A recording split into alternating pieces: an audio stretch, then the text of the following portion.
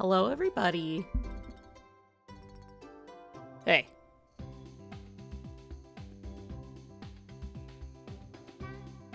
Hello. Hey. No, my headphones turned off like right then. Surprise. I guess. Not that big of a surprise. Really would have rathered to be undisturbed in my Deltarune playing, but I will do this for the sake of being thorough. But also, it's a good opportunistic time to try the co-streaming with Graven, because we've done it before, but only as a means of, like, merging chats when we were, like, playing Repo, and that's it. So now it's like, oh, okay, what if we actually, like, try to get the video stuff going and looking okay? So, you know. Oh, yeah, I think there's something I'm supposed to do. Uh-oh, hold on. Let's see, stream together.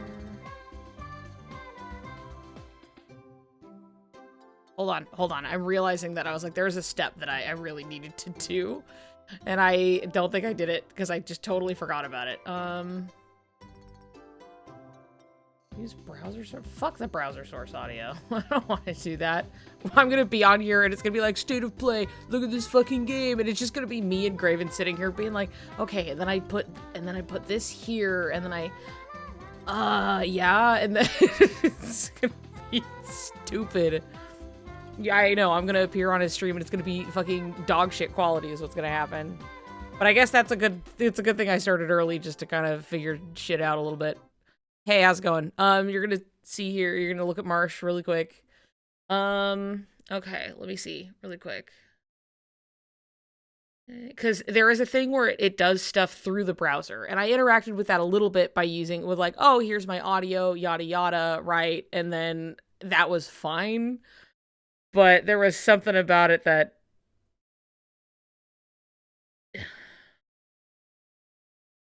How's everybody doing, huh? Deltarune chapters 3 and 4 came out today at 8 in the morning, and I got up at 10:30 to start to play it.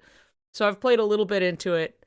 And I hit a good stopping point, like, just before all of this, basically, so... Just got home from worky. You still have... I know. That's something that, like, I need to do very shortly. Don't spoil. I'm not gonna talk about it. I'm not a fucking animal. Come on. Have a little more faith than that.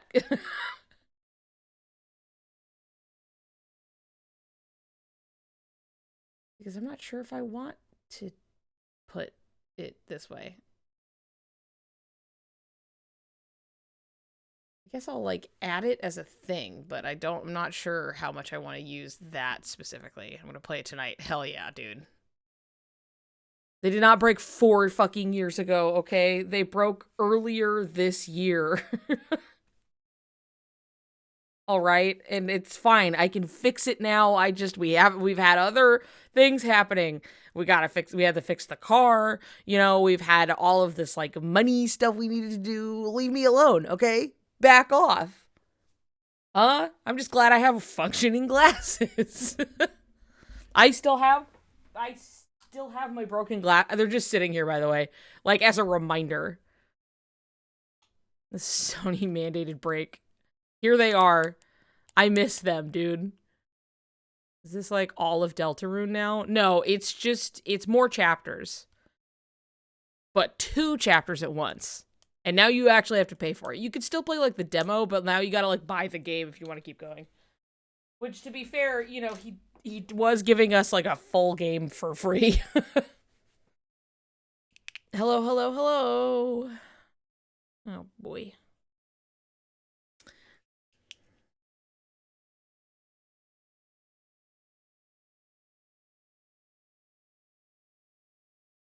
The guts have been upset today. Don't know if it's just the sight anxiety. Didn't Niku's glasses break around the Cage 3 playthrough? It was, like, at the end. It was, like, somewhere at the end or something. Because it wasn't that long ago. And it was... No, I think I was playing Dream Drop when that happened. considered painting your glasses green. You know what? I hadn't considered that. No. Yeah, I was playing Dream Drop and like it broke because I sat down and we were going to watch some thing that I can't remember. Maybe it was the state of play, maybe it was something along those lines. We were going to watch something. Or was it it wasn't the what was it? We were watching something and I'm pretty sure it had Jeff involved. So, you know, and then like just I sat down and was getting ready for stream and I'm just cleaning my glasses and then they just crumbled apart in my hands. And then I had to get onto stream with these glasses being like, guys, don't fucking think about it too much. I know it's weird, I know. Now everybody's used to it, but like, you know. I'm excited for this stream. Hell yeah. This is not the stream I was talking about online, because that's gonna be on Friday. But we are gonna do a little test stream. So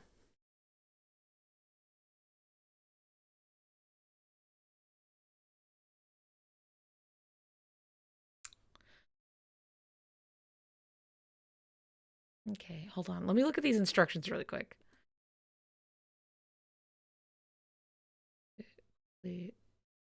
With audio, because I don't know what the audio. I don't know what it really wants me here to do.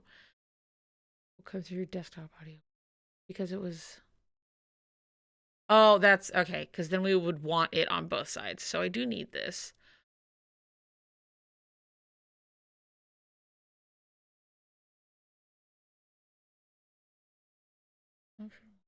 Browser source audio. You guys have to sit here while I read. Hold on. Hold up. Everybody hold hands, sing songs, you know, pass the plate of cookies around or whatever. For just a moment, I need you to take care of yourselves, okay?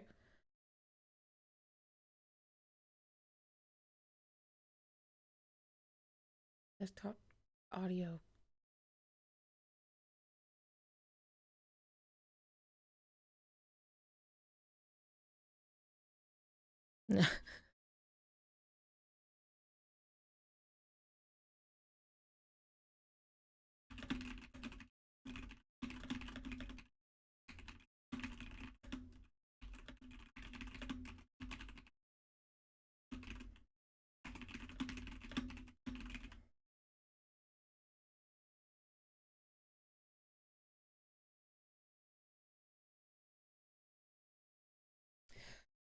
Light something on fire. No, don't. No, stop. Don't do that.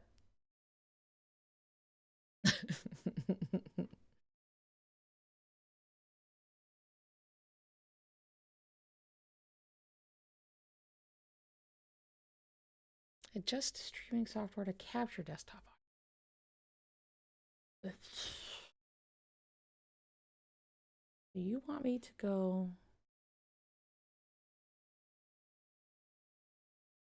Go here. You're just and then not Streamlabs.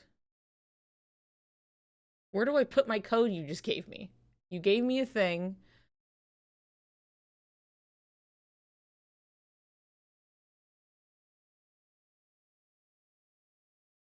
Suddenly there's arson happening. No, stop. Silently sing your song.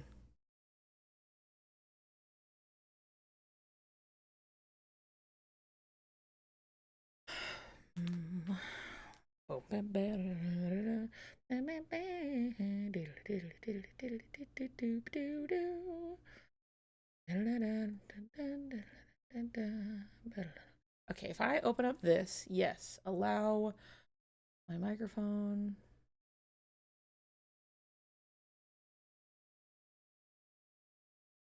And then I'm here, and then how do I turn my camera on?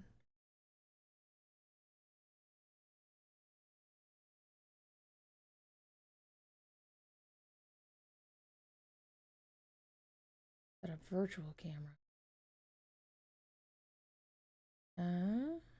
Set up, start virtual camera.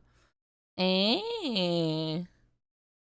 You guys just get to sit here and I get to enable camera access. I did. Thought I did. Turn.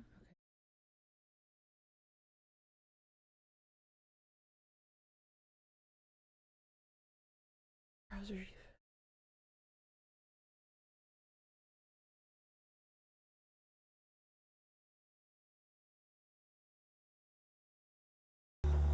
Oh. All right.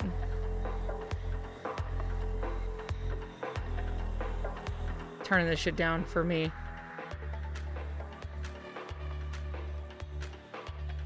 And then we're gonna go over here. And you guys get to see this at least. I have 9 fucking minutes and they're hanging over my head. Thank you, everybody, for being... Ah, shit. Come on. Turn camera on. Can I just do this? Or is it not gonna let me? Because I already have it running. Okay, OBS virtual camera.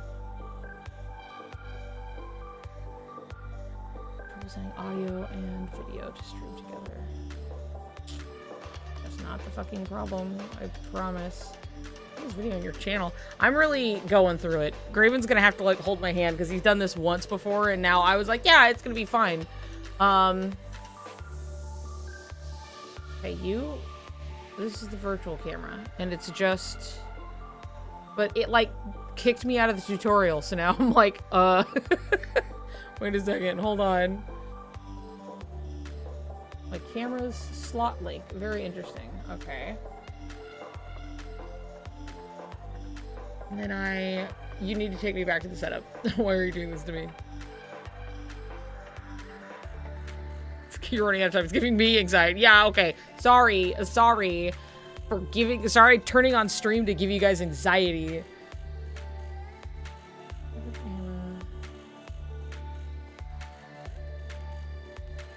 Okay. Something on here I can... Settings.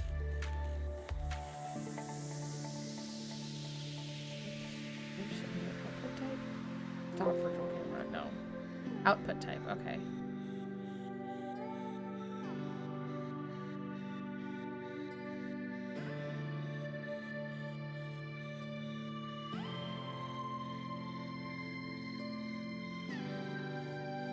Ah, okay. I'm learning. Don't worry about it. Okay. Now I'm gonna open this over here. Aha! Yeah! Alright, I'm getting it, dude. I'm so... I can follow instructions! Woo! How's that, everybody, huh? I can follow instructions. Is that exciting or what? That said, my camera's a little small because it was small for when I was with Tennille. I'm gonna be a little bigger on my... Oop, shit. I'm gonna be a little bigger and do this. Just a little bigger. See, now I got my shit set up, but I don't know exactly how to get Graven's shit set up. So we're gonna get that figured out. You know what I mean? I'm trying to get prepped for co-streaming, basically. This is our opportunistic test run for co-streaming with me and Graven. So he's starting like right at 2. I can't make him go any faster. You know what I mean? There's gonna be like fuckery, like. Okay, I'm gonna back up here at least, and then I'm gonna open this over here.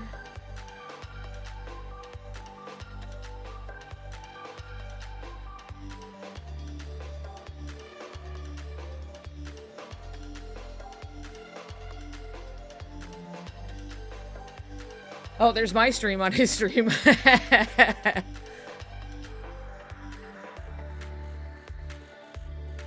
Starter was too big to put out now. Yeah.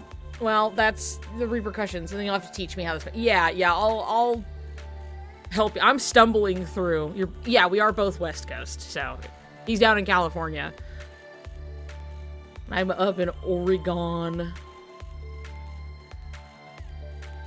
I'm taking over your stream. It's my stream now. So yeah, I've got this, and then my audio should be fine. Cool. But the only thing is, I don't know exactly how I'm putting his on mine. I gotta look at this really quick.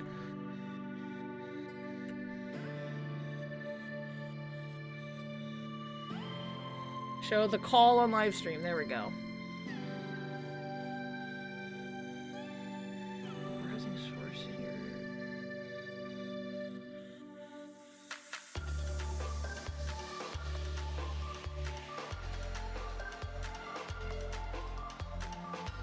Use group browser source to use preset layouts. Interesting.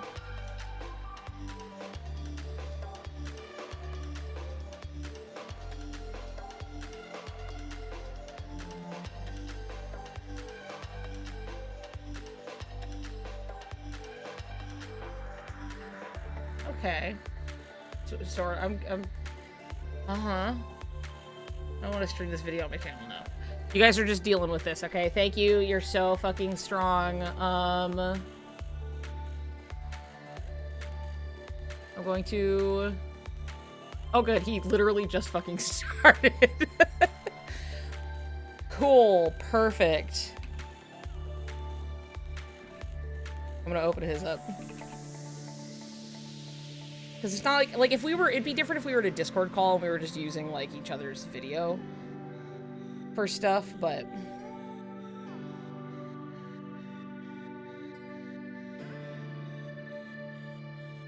Okay.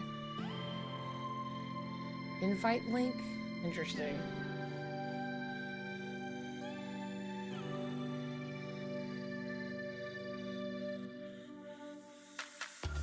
We got like 2 minutes. Why is it so loud to me? It's probably not that loud to you guys, but for me it feels like really fucking, it's like blasting.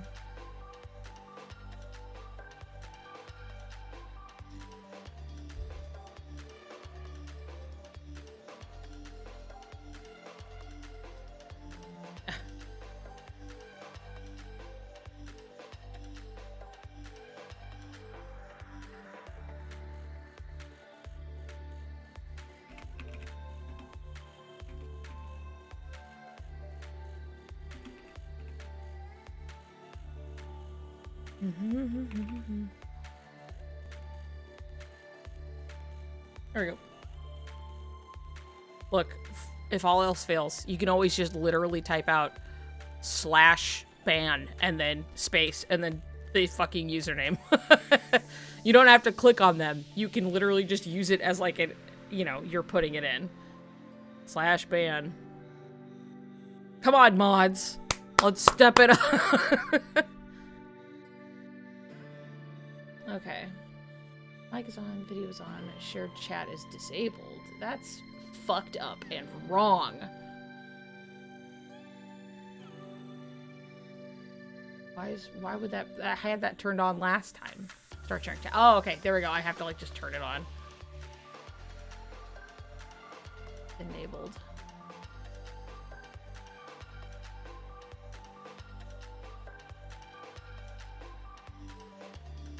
Okay, I'm sending that to him. We can figure this out, and then...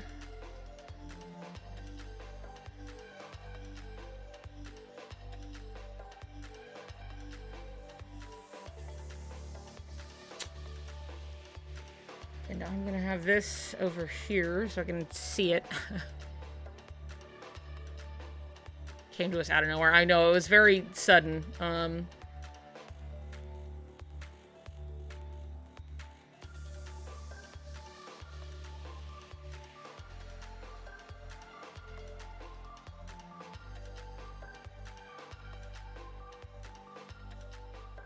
Here it comes.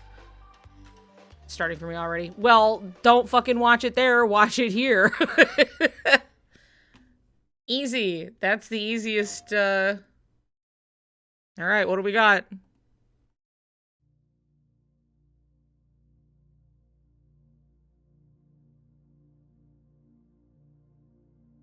Okay, I can accept on his. All right.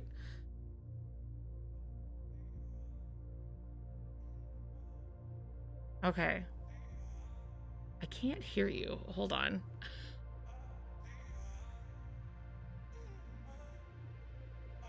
Whoa, what happened? Shared chat. Hello, everybody. Wait, why did it... Hold on, it tanked. What's happening? This looks cool, though. Why did this...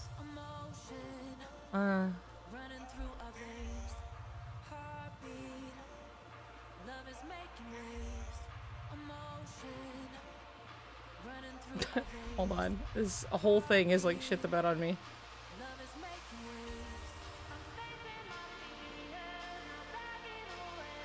Now I can see it again.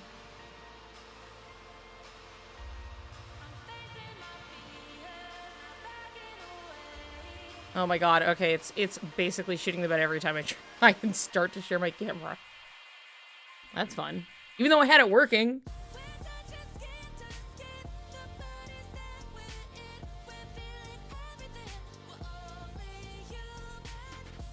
I do this, and then...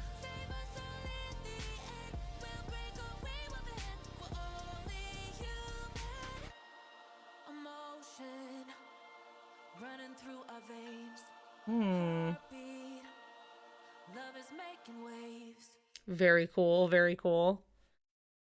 And see, this is why, I don't even know if you can hear me. Hello from Enhance. I'm Tetsuya Mizuguchi. Director no Ishihara Takashi desu. Luminous Arise no trailer. All right, hold on. I can't, for some reason. I don't know if you can hear me. PlayStation 5 PSVR2 対応で発売予定です。Luminous Arise はバラエティ豊かな曲と美しいビジュアルが没入感を高める strange. 体験となっています。 Definitely picking up my audio for me. I am not hearing him though, on the other hand.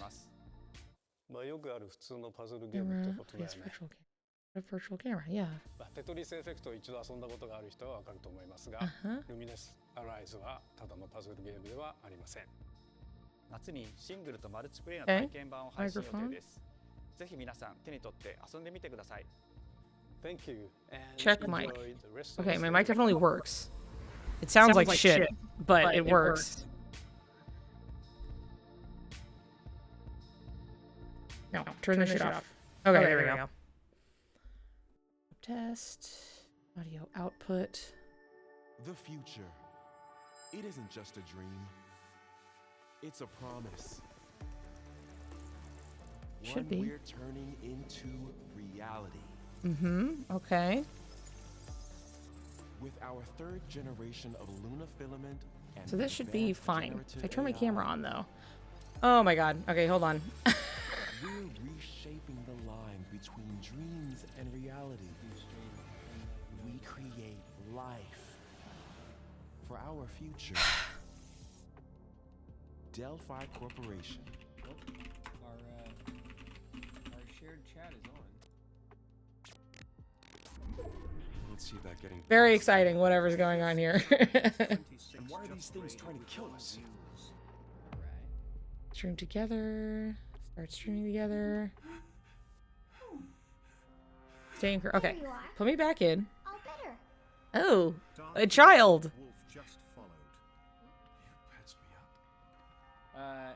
Hey Niku, I have no camera and no microphone for you, if you can hear me.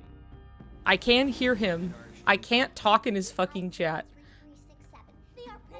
And then also, if you could share the event or something from your end. Yeah. In stream together, like share gameplay or whatever it is you're watching. I think I can help. Dark Instinct Wolf, what's up? I love that our chat is still shared. Hey, Um. I'm gonna say what's up to everybody in just a Looks sec. like we're gonna have to fight our way through. Because I think it's already started. Bypassing first and second fire. It is definitely art. People tell him it has already started. Initiating hack. That's a pig that don't fly straight. Neither do you, Frank. Please. E.I. Please, why are you doing this? My mic is on. Can he not hear me? Urge is here. Because I'm seeing it pick up, but I don't think he can hear me. Urge is in the house, everybody. I know, we're hearing his blurps because I have his stupid thing turned on. Literally had this working like just a bit ago where I was like, I got the video up and everything. And the second we started to do anything, it just keeps crashing. Stream this video on your channel. Okay. Alright, and I'm gonna DM him really quick. Oh. Speaking of curry, apparently I had this. is actually a humane. What does that mean? It's okay. I'll get it.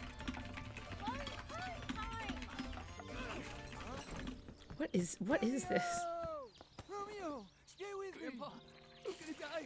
Romeo, listen up. You're gonna die in about 15 seconds. Miku is working on it, you Seriously, guys. don't worry. I made this just in case. The Dead Gear life support system. I like the visuals on this at least.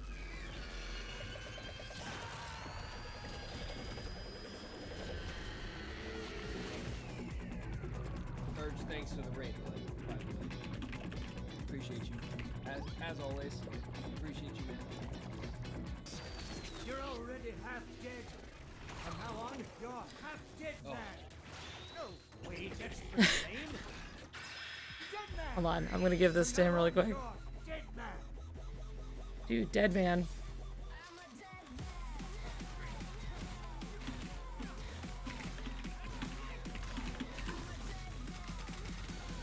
Okay.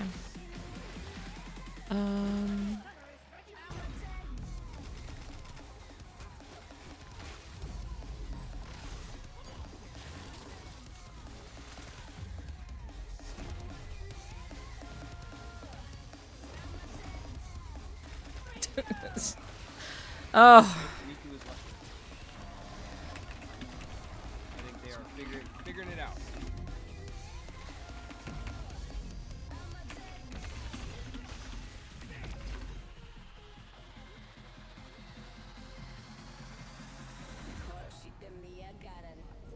Romeo is a dead man. Maybe. Huh? That was Grandpa's voice. Are you like a spirit? I'm on your back. What? Are you like a spirit? I'm on your back. What? Alright, let's see about this. Oh, I was like, why am I hearing doubles? It's Graven. Turning that shit off. God bless him. Turning it off. 皆さんトレーラーどうでした？グラスホッパーの久々の新作、ロミオイザデッドマンです。 Dead man. Like Lollipop Chainsaw. Yeah, it is. このゲームはですね、主人公の I have this. ロミオスターゲーザーという名前なんですかっこいいでしょ。時空犯罪 FBI 捜査官として、凶悪なですね指名手配犯をさまざまな時空に飛んで、倒していくそんな、ブラッディなアクションゲームとなっています。そして今回はですね、剣だけじゃありません、銃も使えます。ストロングスタイルのアクションゲームとして、チーム一丸となって頑張って作ってます。そしてなんで、タイトルがですね、ロミオなのにデッドマンなのか、それは皆さん Okay. I have myself here, ready. I'm seeing it. I'm on. You guys get to deal with this. I'm. He's a cop. Fuck no. Okay, hold on. Connection error. I'm seeing it right there. Ooh.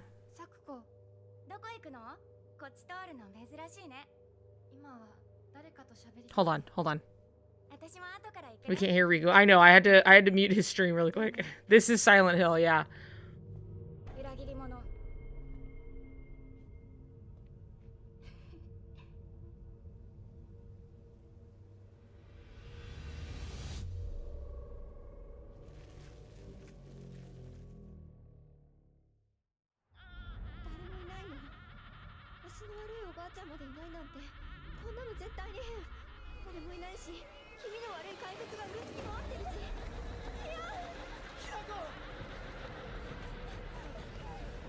I've halted just for a moment because I want to see this. Hold on.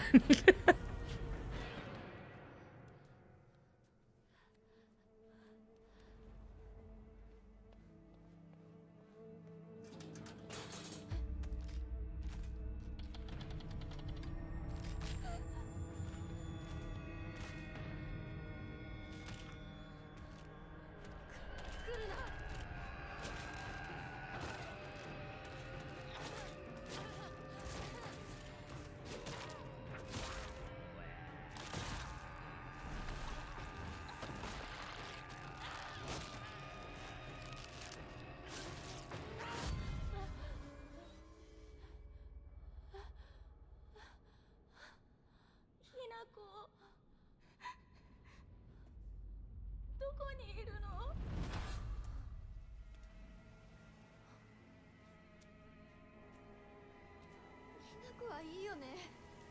何でも持ってる。そんなあんたがいなくなってくれるんだからせいせいする。一人は嫌だよ。寂しいよ。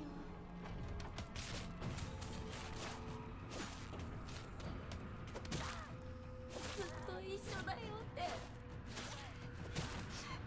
束したよね。暗いのは嫌。My back pain feels in visual form. Man, this looks so interesting. But I just love horror games, so I can't play them, but I love them.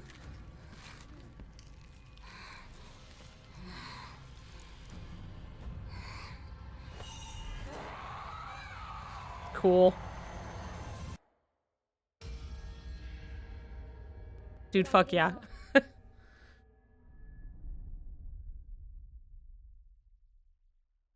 Okay. Look, I have this, and then if I invite him, send invite. Start sharing a chat. Chat enabled is turned on. Okay.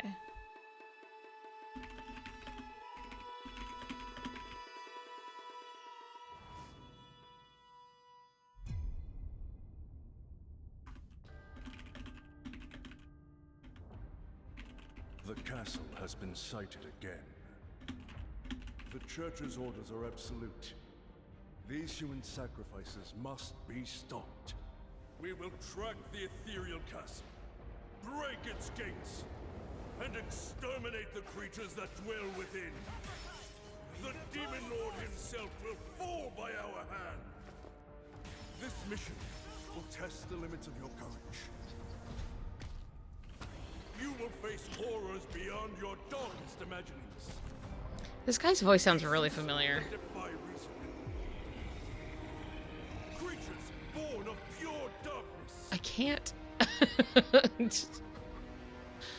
I can't talk in his chat, it won't load. That's so funny. This is stupid. Thousand Blossoms.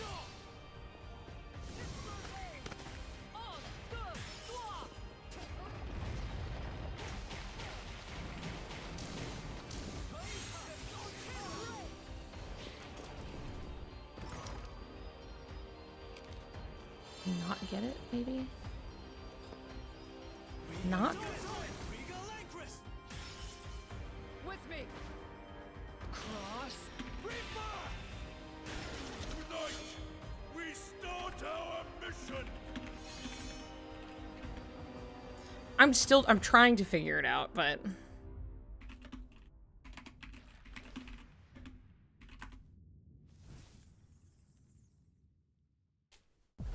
sometimes, I mean, streams like this have announcements and things. Like having a big Silent Hill trailer is still, like, big.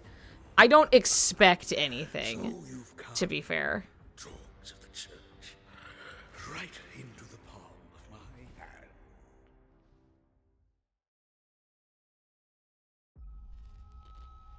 The visuals of Shinjuku that I'm seeing are a hellscape I can't quite put into words. You've somehow been sent back in time. I can't quite put into words. But the situation here is critical. You've somehow been sent back in time 8 years. I'm counting on you, Agent.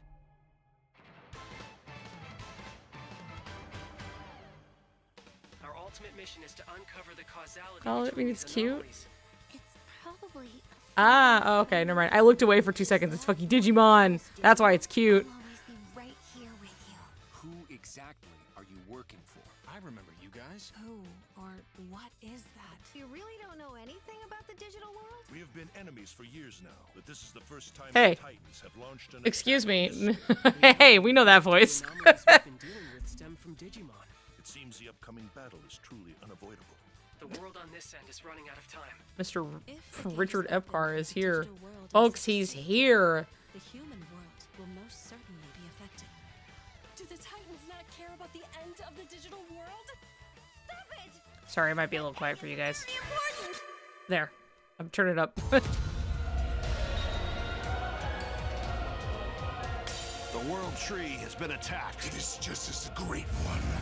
Ludomon said. It can't protect anyone. We must protect the world from them. For this purpose and this purpose alone were you born. If that thing opens, then we'll be swarmed by Digimon. Attack! Please, everyone, lend me your strength. Everything's riding on To you. move forward into the future. We must fulfill our mission. Agent. Very nice, very nice. What? Ooh. I invite. Send invite. A poster in the box just perform the action. Okay, I definitely.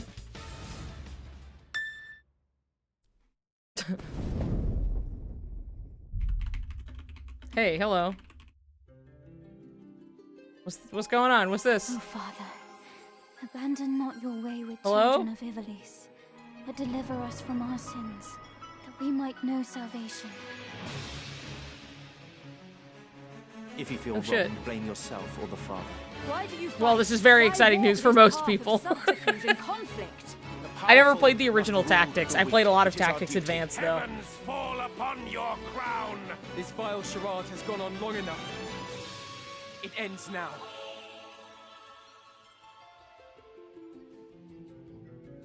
Do you remember when your father showed us how to make a whistle of a blade of grass?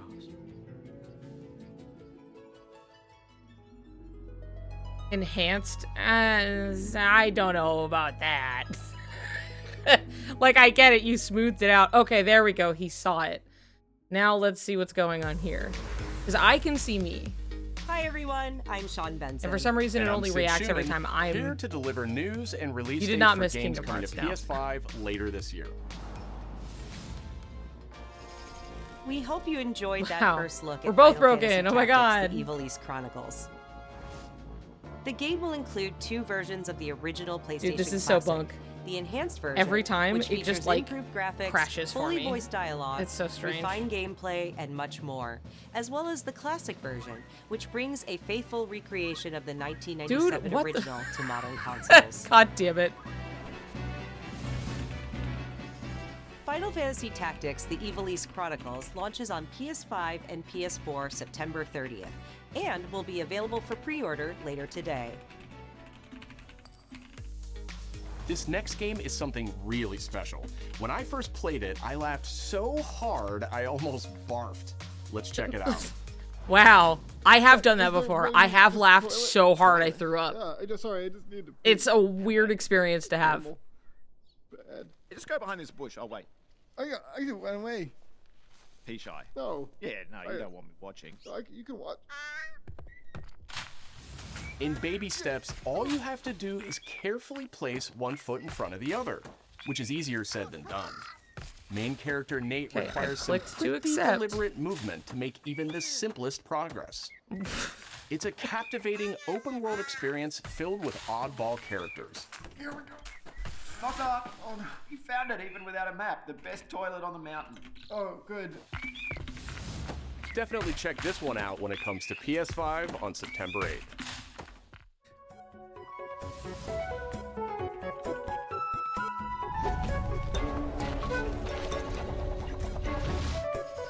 Hirogami is a unique action-adventure title from That's- Bandai Namco Studios Singapore. In this journey to save your origami home, you'll transform into paper shapes with distinct abilities, This is very cute. including a paper airplane, a nimble frog, a hardy armadillo, and a powerful ape.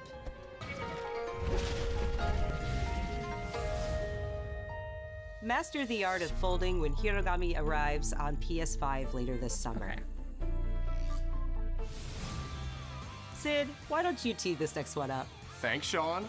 The Hot Shots series has been with PlayStation from the very beginning, and its latest installment, Everybody's Golf Hot Shots, boasts its largest character roster ever. Compete in courses from 10 different regions around the world, each with weather effects and new nighttime variants. So strange. Pre-orders Shut up, begin Hot later Shots today. Golf. And those who do will get Bandai Namco's iconic Pac-Man as an early unlockable character. It's definitely, it's so strange on my side. Everybody's Golf Hot Shots drives onto PS5 September 5th.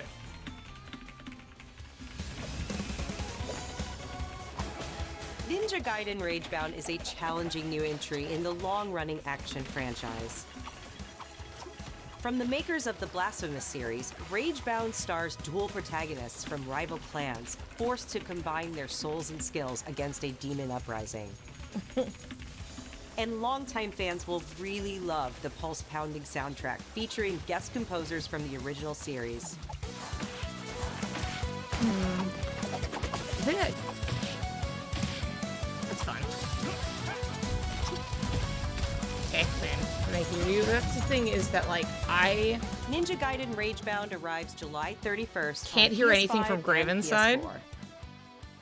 And my audio is definitely getting picked up, but he can't hear me. So there's From the something Game Bakers, going wrong. Cairn is a survival what I mean? climbing experience where you must carefully plan your ascent up a deadly mountain.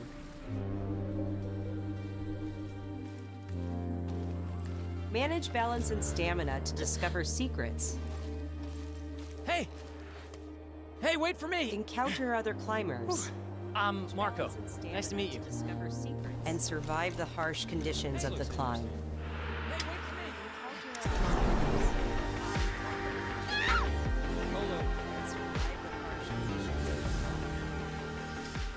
You can give it a try yourself with a demo that arrives later today.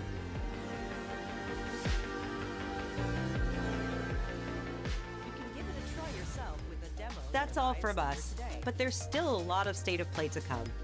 This next reveal comes from the game preservationist at Digital Eclipse.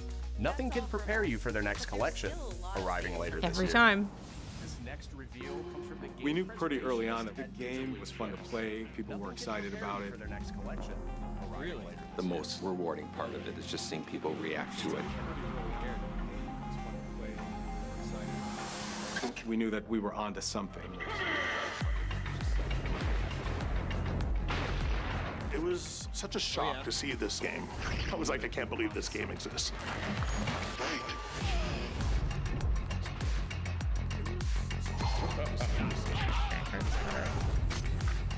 It became something that added to the mystique of Mortal Kombat. We're showing you a part of a world that is much larger.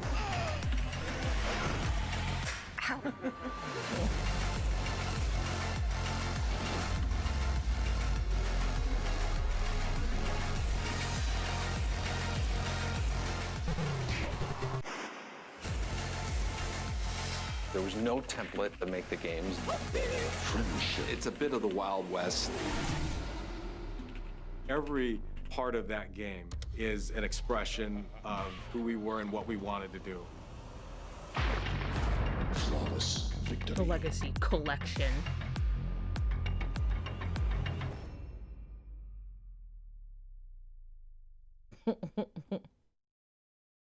Oh, Mr. Graven, he's being so patient with me. Like, I genuinely, it's so... I get the camera connected, I get that going, and then the page crashes out of me. And it's just so odd.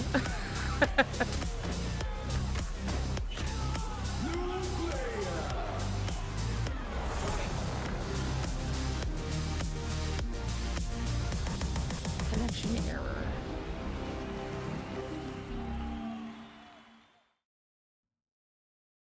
Patrol here. We have evidence of an enemy intruder. Commence alert formation. Acknowledged. Sending reinforcements. Use extra caution. That guy? No, he's Okay, close. that's fine. We could have probably... We've lost sight. Ah! Find him. More We're under information. fire. Enemy position unknown. Loading like this, it's a revolution. All right, Dude, Ocelot? Maybe. Take this! Here comes another one! You won't get away from me! Time for you to taste some real pain! What's the matter? I'm moving. There we go. Hello? Hi. Hi, Niku. Hey, how's it going? This has been me over here, just dying. I'm like, wow, cool game. Anyway, and I'm like trying to make it work. Insane. Yeah, you know, this is why we gotta practice. We gotta practice. No, it's true. It's true. But I feel like my stuff's dialed in because I can get it pulled up pretty Oh easily yeah, now. yours is fine. I have gotten ahead of time. I had gotten my camera set up. I was like, here's my virtual camera. You know, I can see it working in the browser. You know, I can see it's picking up my audio. And then the second that we start to connect to do something, like it says it's picking up my audio, but like you're not hearing anything. And I don't know why. And then anytime I try to turn my camera on, the whole page just blacks out. So that's where I'm at. Well, did I miss anything in the beginning? I don't. Shining stones. Oh, and in the beginning, not anything too never-ending dreams. Particularly. I'm trying to remember when you popped in. Immemorial. Because I was like half watching and half trying to fix it. I popped in when the Japanese schoolgirl was fighting demons. Okay, yes, for Silent Hill. Yeah, no, I mean it does. It does. It may not, you know. There was a game that was very Chainsaw Man adjacent that looked kind of interesting. All right, I love Chainsaw. Yeah, it looked fun. It had like a fun visual style. But other than that, honestly, not much. Too much had transpired. Let's see. In the meantime, I guess we can at least merge chats. What in the hell is that? What makes Because that helps. It's a chimera. Here is my answer. Dude, class change.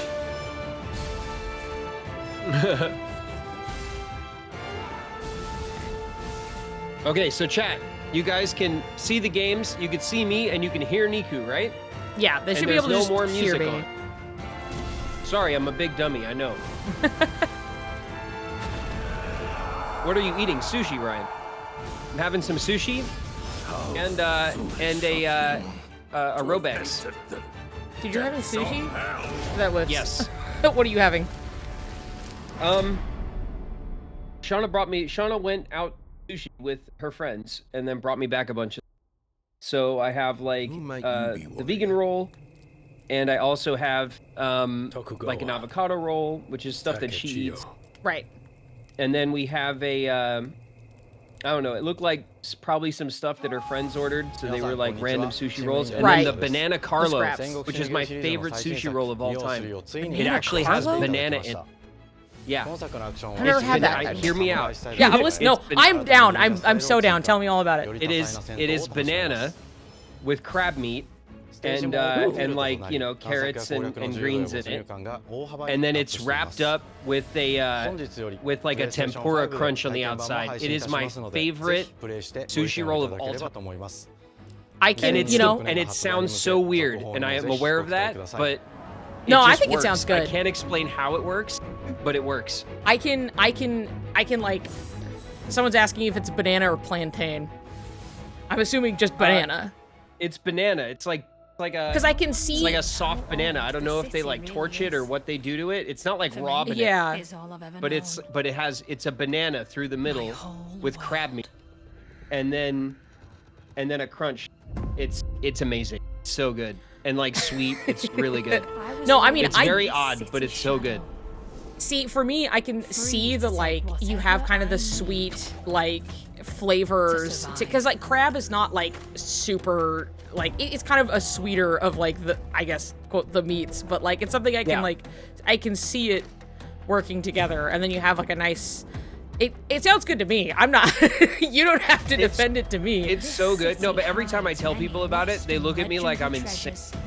Yeah, well, people and like pitch understandably, fits about pineapple on pizza, so I don't know.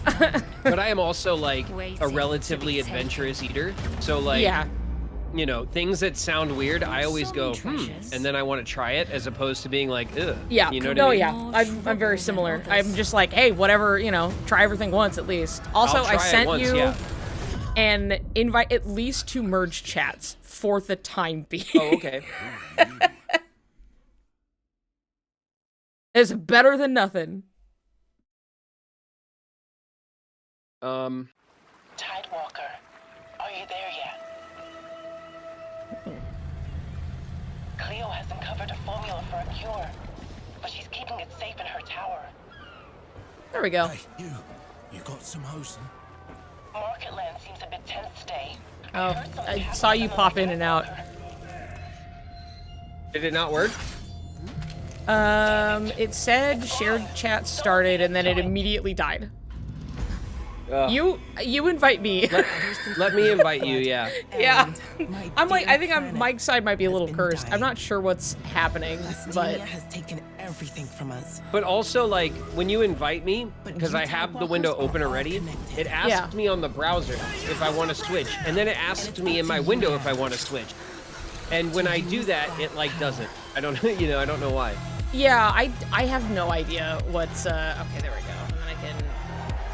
I sent you the invite. Yeah. There we go. Share chat is on. Okay. My God.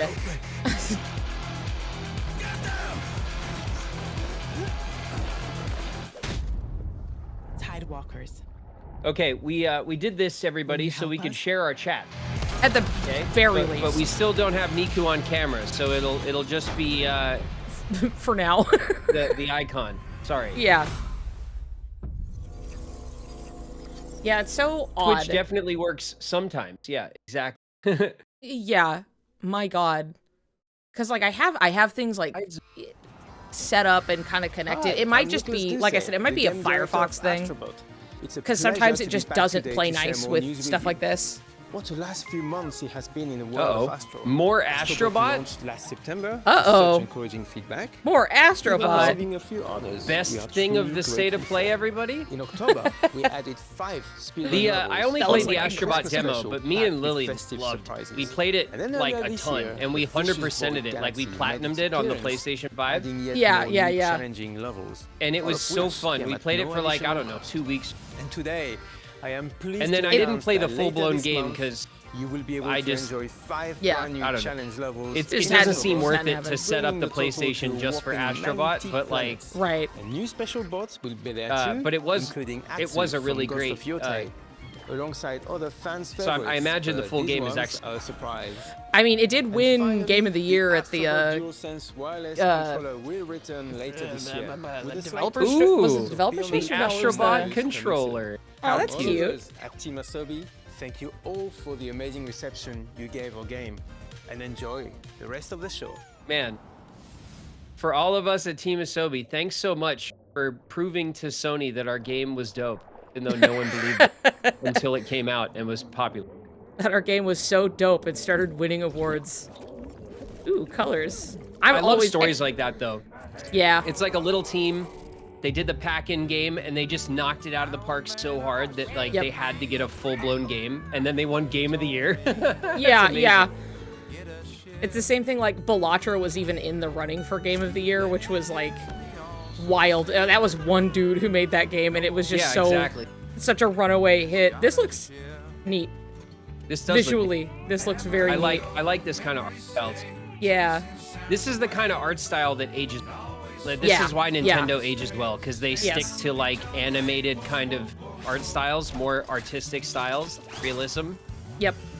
Because your realism is only going to look real until the next thing comes out, you know? Yep.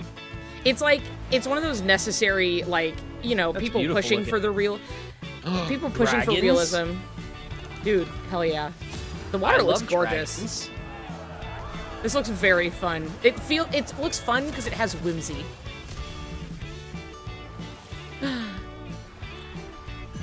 Mermaids confirmed? Whoa, hold on.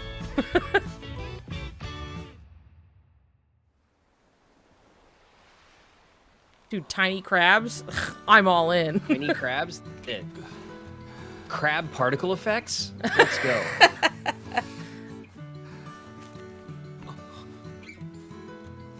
Yeah, I love this art style. It's very cool. Yeah.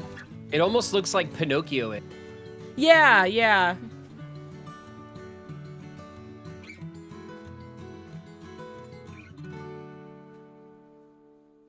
Cool pirate game? Dude, cool pirate game? I know, man. Ugh. Sea Remnants. Sea Remnants.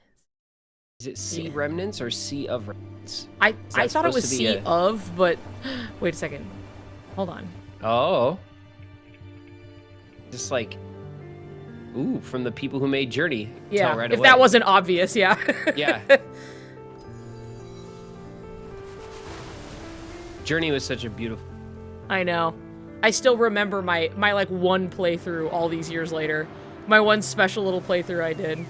Thank you, Queen. Thank you very, very much. Flying dolphins? It's like floating Oh, man. ocean. Ooh. Yes, flying sea life. I'm with that. Snowboarding journey. I love like this ocean sand. Yes. Oceany sand and oceany sky. And oceany snow. Yeah! Surfing, let's go! Sounds cool to me. I know, right? Dude, we gonna pull tricks!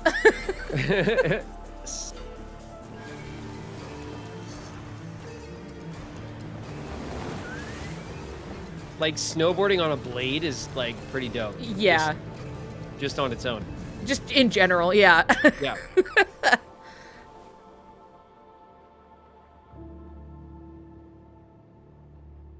Yep, apt title. Sword That's- of the Sea. That Love makes title. sense. What a great title. I know. That looks great. I know the PS5 is gonna handle those That was a new look at particles. Sword of the Sea, a visually striking adventure from the team behind Abzu and The Pathless. We're excited to announce that Sword of the Sea will launch this And Journey. summer into The hell? And PlayStation Plus I know. game catalog. It's like, those are the ones you're gonna list? Like, I mean, they're great, but like... Journey was the big one, though. What the that hell? was like the big one, yeah. Not that they hadn't found success afterwards. What are the odds that that stays on PlayStation for long? That'll come to Steam, definitely. Yeah, probably. Chaos found within the oldest house. Or like on Nintendo.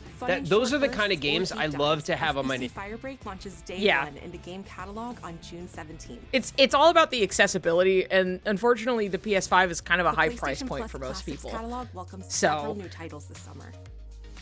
I just The love PS2 version like of indie games on the Legendary Immersive Nintendo Sim because Deus then when Ex I'm arrives traveling, June which isn't 17th. too often these days, but when I do travel, like, and I bring my Nintendo with me, July, Twisted I Metal don't want to 3 get and into Twisted like Metal a 4 join the huge service game just when in I'm on the time for road. the I just second want to week play of like little Twisted stuff, Metal. you know, Well, stuff pick up I and can get play, in and yeah. out of. First in select countries, including Peacock in the US. So indies are the best on the Switch. Additionally, two of Capcom's most beloved By the way, games from the Switch original 2 PlayStation tonight. are set to join the Dude, classics lineup. Switch 2 tonight is crazy. Switch 2 tonight. Resident Oh, Evil I'm so 2 and hyped. Resident Evil 3 will Are you arrive picking in it up June. anywhere, or I you got just, my. I'm assuming my Best Buy is doing a Additionally, Myst like a and Riven midnight will launch, arrive which later means this 9 month p.m. for for Days me. of Play celebration. By the way, our Now stream's through gonna July. end early today, earlier than usual. Days I'm of gonna Play cut it is a off around two-week 6 event that because includes bonus Sean and I are PlayStation gonna go to Plus dinner, content drops, and then I great gotta deals go on handle my software and Switch. hardware, But maybe and when I go get the Switch, Visit I'll like PlayStation pop Blog on and live on my phone or PlayStation.com for something. full details. Take yeah, you guys then with me. you can. Yeah, everybody can just show up and stand in line with you.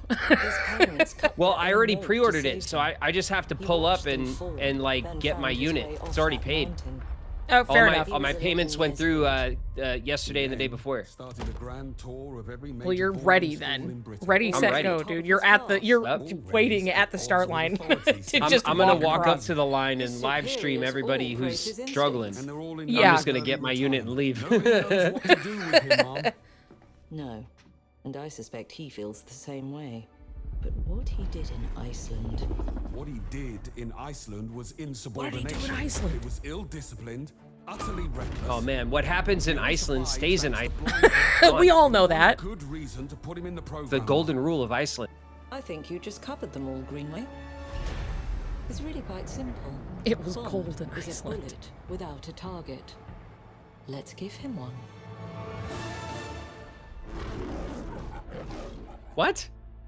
Bond. Okay. Alright. That dude? James Bond. That guy? James Bond. Skeptical. Me. And you are? Don't think we've had the pleasure.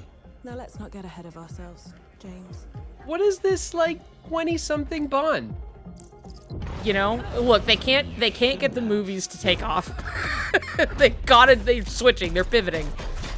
I mean, they always switch Bond, but he's always like a distinguished, like yeah, a older gentleman. Yeah. You know what I mean? Which They're I trying think something makes new. him- It makes him unique in the hero world. Like he's not the young guy. It's like I guess, he's you the know, he had to start established, been somewhere, doing this right? Forever guy. You know? What if James Bond, but he's like 19? Whoa! James Bond in high school. James Bond. She's an asset. With respect. James Bond in the club. Oh, they wanted to put him in a nightclub where he didn't look out of place. Yeah. There's the Aston, though. You gotta have a sick Aston chase Bond move. It's like Yeah. standard. Ooh, the old versus the new I love stuff like What do you do, James? Lately, headhunting.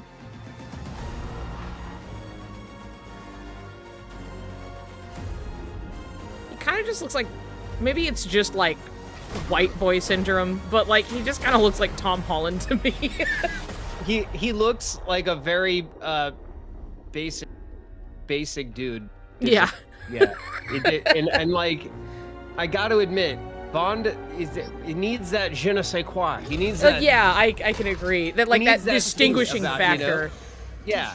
And I don't know what's going on with this design. It'll have to grow on me. He really is just some dude currently. He's just young dude. Yep. Young dude A. Young plus dude Scar A. in Yep. character. Yeah. Yeah. Hello. It's like the character creation model, like the first one they show you, and then you just put a scar on him and went, all right, that's... Yeah. First blood. Wow, that looks just like me. We experienced James Bond as a young air crewman in the Yeah, Royal Navy. young. Before the tuxedo and the martinis. That one as guy. he first steps into the world of espionage, striving to earn his What's up, nerd? 00 status. Everyone. Oh, that because you I'm guys weren't home. has I didn't have to poured close the door, 'cause passion it's not and Noli. dedication into crafting an experience that We're honors the watching legacy of Bond, the State of harnessing Play. our These are some of the 25 new years of games that agent they're expertise. announcing for the This PlayStation. is just the beginning of our journey Yeah. with 007. Hi, Lily. We can't wait to share more. Everyone with you says hi. See? Hi, Nico. Hi. I got a personal shout out. That's gonna go on the top of the list. Cool Top things. of the list. Makes you feel great, doesn't it? Yeah. Oh yeah, baby. When the kid shouts you out. Yep. Works on me to this day. Oh, here we go. This is what I've been. Yeah. Can't honestly. I will dust off the PlayStation. I really would. I like instantly. That Ghost of Tsushima was probably my favorite game on the PS4. It was Ghost of Tsushima, God of War 2018, and Red Dead. Those were like the three absolute stunners in that. Yeah. Funnily, I hadn't played literally any of the ones you've listed, but I have only ever heard good things or like looked at it. Oh, Nika. I know, I know. They're incredible games. I am excited because the main character in this one is played by Erika Ishii, which is just really cool. And you watched Dimension 20, right? Yeah, I know Dimension 20. I don't watch it terribly often these days, Okay. but Well, I'm it's familiar. Yeah, it's definitely one of the people from Dimension 20. Oh, dope. Yeah. やるしかないようだな。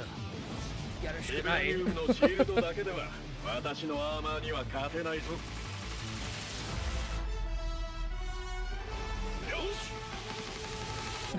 Yosh! Okay, well, hold on. Oh, wait a second. Very Marvel versus Capcom, but it's just Marvel, certain. At current.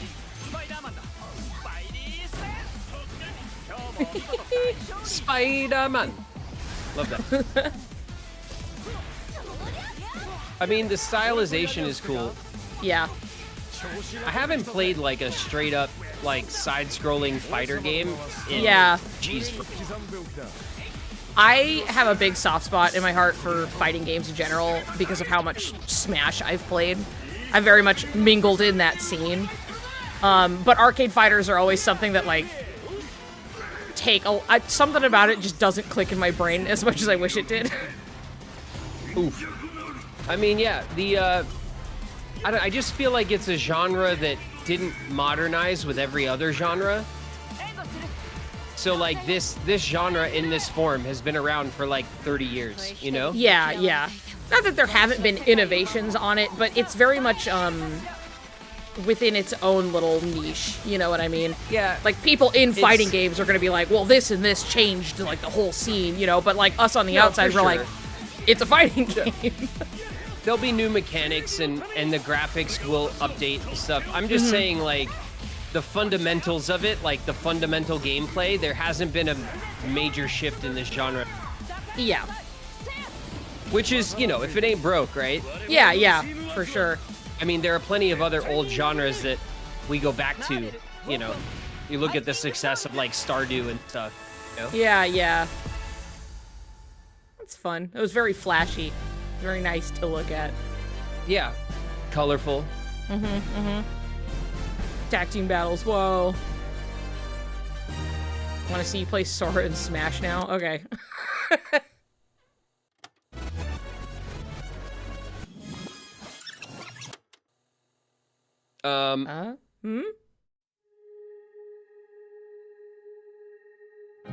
What'd I do?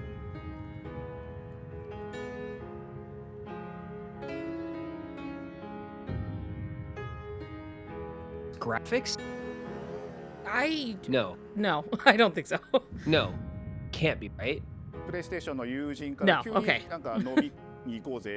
Oh, Jesus. I was like, oh my God. About to have a heart attack. That broke me for a second. I was like, there's no freaking way. It can't be. We're not here yet. GTA 6 already looks dated. Yeah. Dead on arrival, dude. いや本当に聞いた時はびっくりしましたね。で、世界的に本当に有名な IP ですし、光栄だなと思いつつも、Other people being like, oh God, I thought this was a game. 大丈夫かなっていう不安もあり。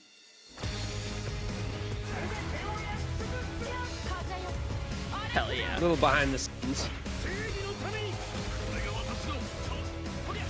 The cel-shaded graphic style, I always love. It's, again, it just like it leans into a more artistic style that I think ages really nicely. Place of pure fandom and wanting to say, why isn't PlayStation in this space? So PlayStation approached us with this vision to bring Marvel back to the forefront of the tag fighting genre. And that got us really excited because we had worked with them before on successful stuff like the Marvel Spider-Man franchise with Insomniac.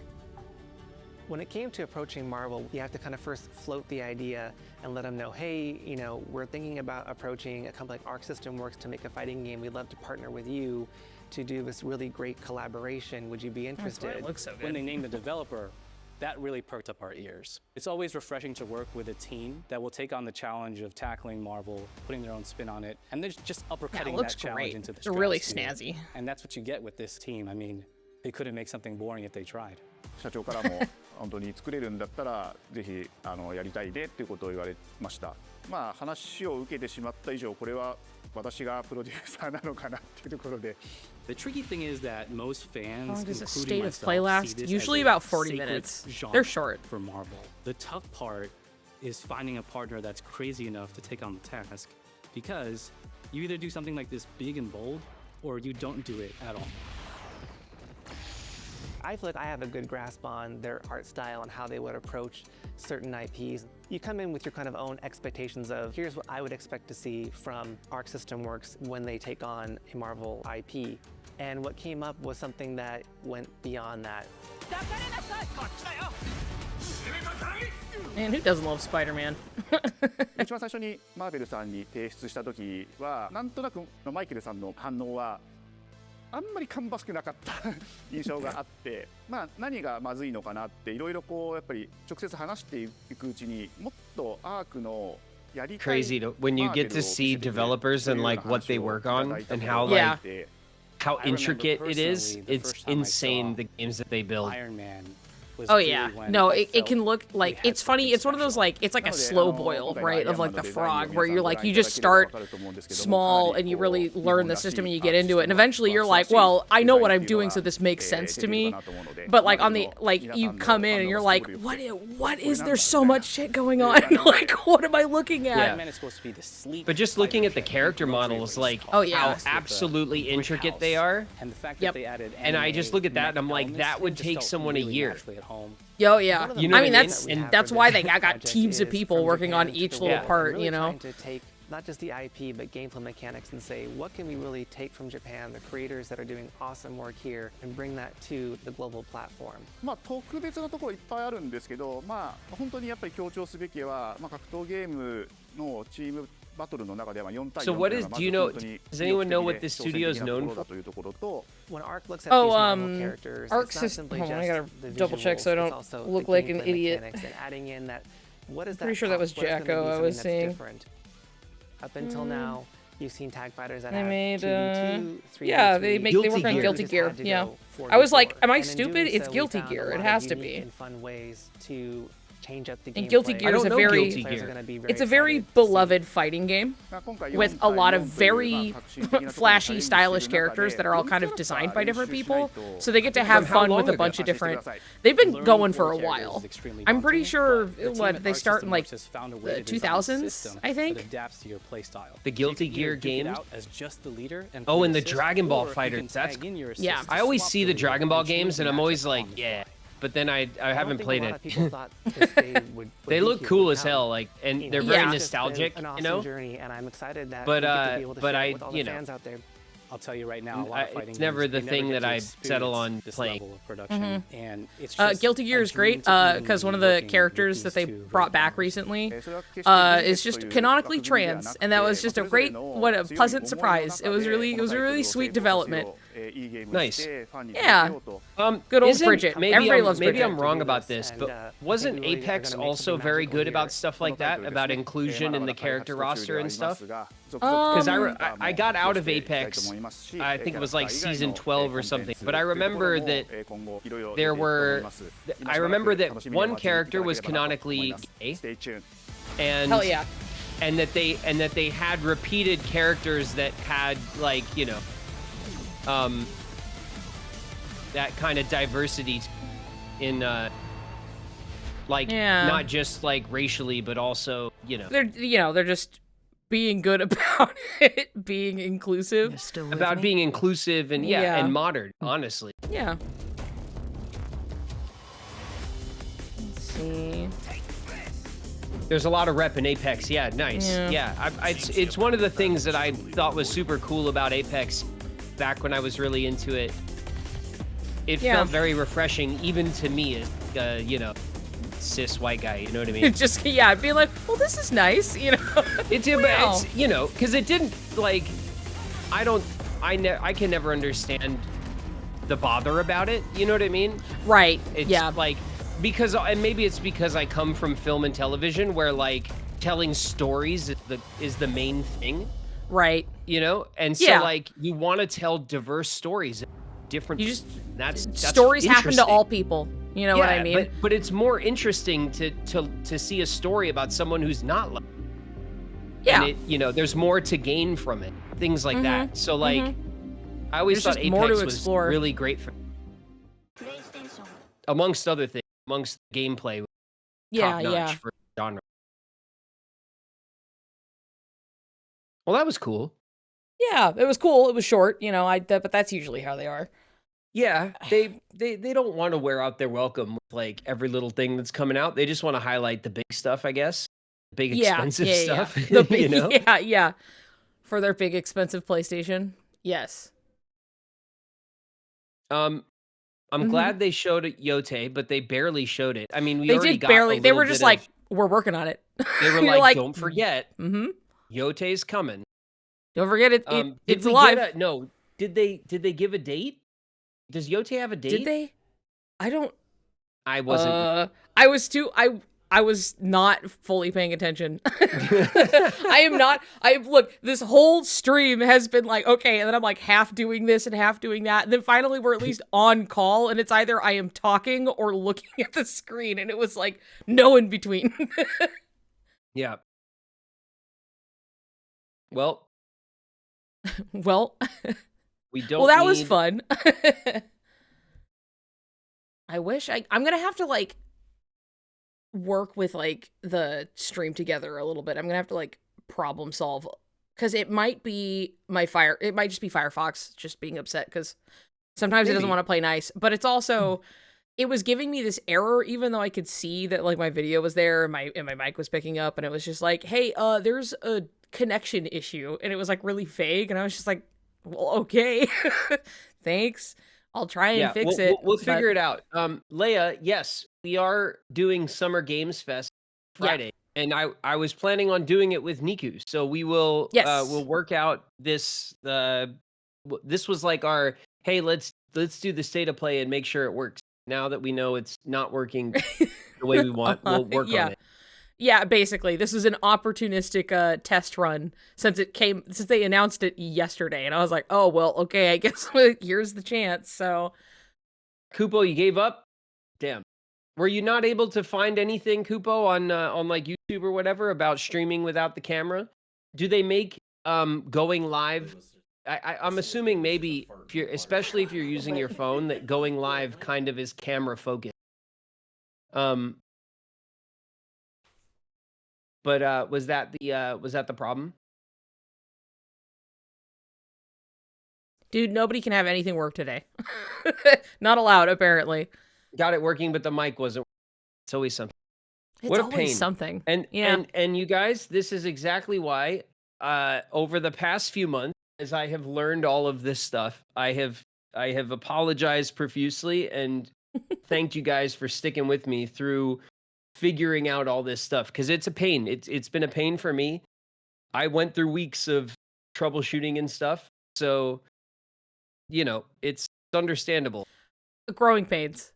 To be fair, at least you crash coursing your way through some things made me finally go like, fine, I guess I'll go learn this other thing I was just kind of living without, These features I'm just not using because I'm used to the way I do it. Yeah. More or less. Sure. I'm like, I'm resting on my laurels. I'm like, I got a camera, I got a mic, and I can talk for hours and we're good to go. And now I'm like, well, I guess I should do something. Yep. And I can talk and then we're good to go. Yep. That's all we need, right? That's it. No bells, no whistles. Yeah. Yeah.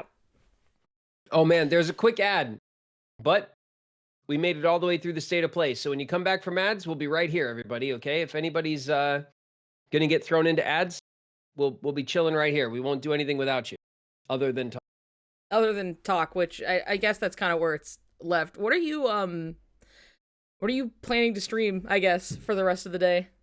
Well, it'll be like I said, it's going to be a relatively short day. Right. Because so a little backstory. Yes. I had another fast this week. Oh, how did that go? It went. Okay. Shauna after my last fast, I lost 10 pounds fast. I water fast 3.5. And I didn't struggle too much until the end, right? Until the kind of the third night, and then that like half day, like from when I got up to when I ate, I felt very like kind of fatigued, just tired. Yeah. Shauna wanted to give it a try, so we decided maybe this was something we could do at the beginning of the month or something. We could do like a day or two thing routinely, but Shauna wanted to give like the full blown 3-day thing that I did a try and see how she liked it. She didn't love it at all. Okay. Yeah. But she did it with me, and I did it with her out of solidarity. We did it together. She had to go into work and stuff. As a chef, I felt very bad having to cook all day and not eat at all. Yeah, I can imagine that'd be a little harder than, you're like, I'm streaming and I haven't eaten food for 3 days, but you get to sit and be on stream. Yeah, I also get to stay home and, go pick up the kids from school and kind of like go about my day at a normal pace. Whew, when like really breaking a when sweat, you're a chef, the pace. Yeah, the pace breaks you, dude. Yeah, I don't envy the work pace of Shauna's job at all. No. But we did it. So I ate the night we finished streaming on Saturday. We had dinner, and then I didn't eat until just now. So wow, the sushi. I'm sure it hit good. Yeah, it's absolutely incredible. To have, and I ate a lot. She brought me like enough sushi for 2 people. So nice. Dude, I had sushi last night, and I definitely ate way more than I should have. Yeah, I came home and I was just kind of sick. Especially if we're we go to sushi, like I could Yeah. just sit there and eat hours. Like it's not even. It's so easy to eat Oh, a yeah. ton of sushi. But this was it. Like how last time when I broke my fast that I had the poke bowl. So like Oh, yeah, yeah, yeah, you yeah. know, kind of fish and salad and Mhm. sushi, rice. The things that are kind of lighter on your system are a little good way to yeah. get back into it when your system is sensitive from not eating. Mhm. Um, but yeah. So what's crazy is that I was when I started streaming, you guys, I was 200 pounds. Which for me at 5'10" is pretty big. That's like at the top of my range for We where I almost weigh the same, which is wild. yeah. Well, so you know, on my first fast, I dropped from 200 to around 190. I was like 189, 190. So I had dropped about 10 pounds fast. And then I on this one, Mhm. so when I weighed myself when we started, I was 182. So I put 2 pounds back on in the month that I haven't been fasting, which is fine. Right. But It's always gonna fluctuate a little bit anyway, but yeah. And also like I don't know how amazing scale is. Oh, hello. What happened? Camera in use elsewhere. What a dumb thing to Wait. say. I had it. What is happening? I need you to know that anytime I pull up your stream, I just write Gobi into my browser. It brings it up. That's funny. Yeah, Gobi is one of our magical, whimsical things that have come from my brand, which I think is very good. Yeah, Funny. yeah. And fun, and applies across the board. We'll definitely lean into the Gobi Gang stuff. Yeah, it's definitely our thing now. Your claim now that organically yeah. developed. Yeah, which is great. So so this fast, Yeah. I weighed myself this morning and I'm 176, which is just amazing. That's good. That's good. So my target weight, I'm 5'10", and my target weight for when I grew up, I've been 5'10" since I was a teenager, right? Yeah, And yeah. I always weighed 140. I was always kind of a stick, and I struggled to put on weight when I was younger. But once we had kids, right, and Yeah, I settled right. into my kind of mid-30s, I started packing on weight easy, right? Which is normal, right? My metabolism slowed down and stuff. Yeah. But my goal weight for being in shape was always 175. 175 to 180 is like Okay, yeah, that's in like shape that's a is solid like- weight, muscle that's mass. a solid weight for my height. Yeah. For looking to be in shape. So now I'm kind of back into that range, which feels really great. My rings fit better. Like it's Nice. crazy how I can kind of notice like little things like that almost Yeah, immediately. yeah. And so now that I've kind of put myself back into my target range, I'm gonna start getting on the bike, and I'm gonna start trying to get little workouts in and stuff. So I'm gonna slowly start adding some Mhm. like workout routine back into my normal routine. I'm gonna Right. go a You're gonna little wear at the a time. blindfold, right? I'm gonna have to right, yeah. We're gonna stream workout Yeah. blindfolded, so everyone can yell at me for being Thiku. Although Yeah, my yeah. Thiku status is largely shed, which is Well, look, with the blindfold, chat cannot get mad at you for not looking at chat. that's right. The chat just says ignored coup, like just Yeah. wall to wall. Blind coup. Yeah. Blind coup. Yeah, ignored coup. I can't believe he didn't see my message. They're just gonna inundate you with blurps. I need to put the goggles on so I could like the smart goggles where I get to Yeah, chat yeah, and yeah. then blindfold over that. Yep. Really just strap yourself in, I guess. Oh wow. Big raid. Whoa. Raptor Chan hello. coming in hot. What's up, Raptor Chan? Thanks very much for coming through with a huge raid. Thanks very much. You're so kind to Hello. be sitting there with my big stupid gray box just there, not doing anything, but it's there. That's all right. It's all right, Niku. We still love you. Gray box or not. If you don't love me at my gray box, you don't deserve me at my webcam. Yeah, exactly. Hi, big fan of you also. Oh, thanks. Thanks, man.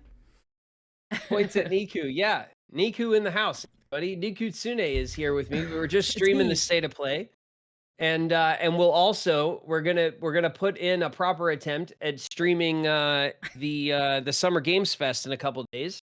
Yeah, and after some problem solving tonight and tomorrow, we're doing Switch 2 content. If you're excited about the Switch 2 launch, you can join us for that too. I'll be unboxing all the Switch 2 toys, and we'll be getting into some Mario Kart World.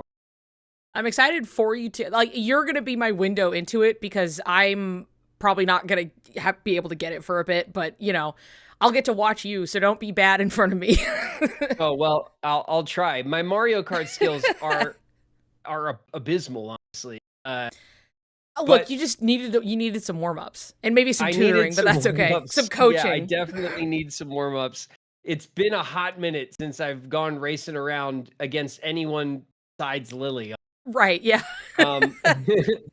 So, you guys got to, give me a break on that.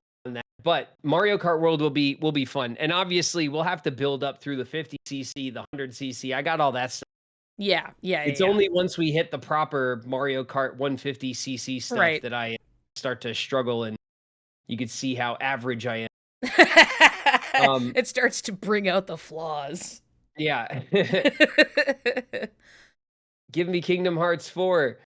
Who knows? I was like, okay, I'm going to make a little post just because people like to know ahead of time that things are happening, right? This is very exciting for them. And I was like, okay, hey everybody, we're going to stream together doing this, blah, blah, blah. And every other site was fine. Everyone was like, wow, that's so cool. No way, David Gallagher. And I was like, yeah, he's really nice. And then on Twitter, people were like, something's coming. I know it's real. Kingdom Hearts 4 is happening. And I'm like, please, you guys, please. And I have to I'm just like, I need you guys. This is not please calm down. Please. Leave it I don't to Twitter know. Yeah. To overreact to everything. It was just Twitter. Yeah, basically. And I had to be like, you guys need to stop. We know probably as much as you guys do at this point. I can't speak for you, but I'm going to assume. If we're being honest, I definitely know less about what's happening than you guys do. You guys follow this stuff. I don't. Yeah, you're like, wow, a job for me, yahoo. I'm just waiting for the phone call. It's like phone call or it didn't happen. Mm-hmm. So, and look, I'm also, and I want everyone to take this with a grain of salt or a grain of sand or whatever with a little works. Grain. Okay, however that phrase goes at the moment. Listen, maybe there is some universe in which Kingdom Hearts 4 is announced and English voice acted. And I will be like, oh, looks like it's coming out and they've changed things up. That could happen. And I am prepared for that to happen. I'm always prepared for that to happen. I was prepared for that to happen with Kingdom Hearts 3, and I've told you guys, You're killing them. I thought that's what happened. So that's so then sad I got to me. the call later, and I did go in and do my part, and I was relieved and very happy to. I'm very excited to be a part of it if they'll have me. But there is some universe in which that's not. That's always a possibility. I have my doubts, but. It's always good to consider all right, guys, listen. And I can't give weight to it. I can't say, oh, it's more likely this or more likely that. You guys don't. Nobody, when the devs don't call up the voice actors and be like, just so you know, we're thinking about this and that and whatever. They don't think that's not, part of how this works. I'm just hired to do my part. And if I'm not, then I'm not. You know what I mean? So yeah, you guys have to. I don't want you guys to burn it all down. Okay, if something happens that we don't expect, that's all. And to know that we will all be fine. Okay, either way, We'll all move on. It'll be okay. I'm dying. Don't I die told on you. us, I people. told you. You're killing them. You're killing them. It's like you're telling them that one day their dog's gonna die. Yeah. Well, it's just like, and look, as an actor, you have to look at all continuing projects that move on through many iterations. You always have to realize that at some point they might recast. It's not mine. You know what I mean? And so I just have to do the best job I can when they give me the opportunity, and I have to be, I have to be understanding of the fact that the IP doesn't belong to me and that people will make whatever decisions they're going to make. That's how it goes. So, I just want you guys to be aware that, that all of this is a possibility, and we'll see what timeline we're in soon enough. You know what I mean? But yeah, and I'm not trying to be a downer on everybody's good time or anything. I don't want you guys to be devastated over it like you didn't think it was coming. Who knows? To be fair, whether we were talking to you in general through the internet on stream, people would have been devastated regardless. Is the thing. Yeah. But we don't have to be extra devastated, but people would have been upset anyway. And I would have been one of them. I would have been so sad. And it's okay to be upset about it. I just don't want you guys to be blindsided by it, like without expectation. Yeah. I want you guys to understand my expectation of how things can go. You know what I mean? Yeah. Yeah. Chibi the Raiju asked me, so as a voice actor, when give or take, does the voice acting, when give or take, voice acting sessions start during the development of the games, during the middle, towards the end? Chibi the Raiju, it depends on the project. If the project is voiced primarily in English, like a lot of Western developed games are, then and particularly in a modern game, if you're doing, say, motion capture and things like that, then you're there throughout all development. You have the script, you work with the director, and that way it's much more like traditional acting, and you're part of the development process because so much of the character modeling and stuff happens after your performance capture. If you're just dubbing in primarily English, then maybe it happens somewhere in the middle of development, right? So that once the models are done and a lot of the base game is done, the cutscenes are kind of put together, then maybe they will start. Oh, nice! Thank you very much for the raid, Daxian. What's up? Hey.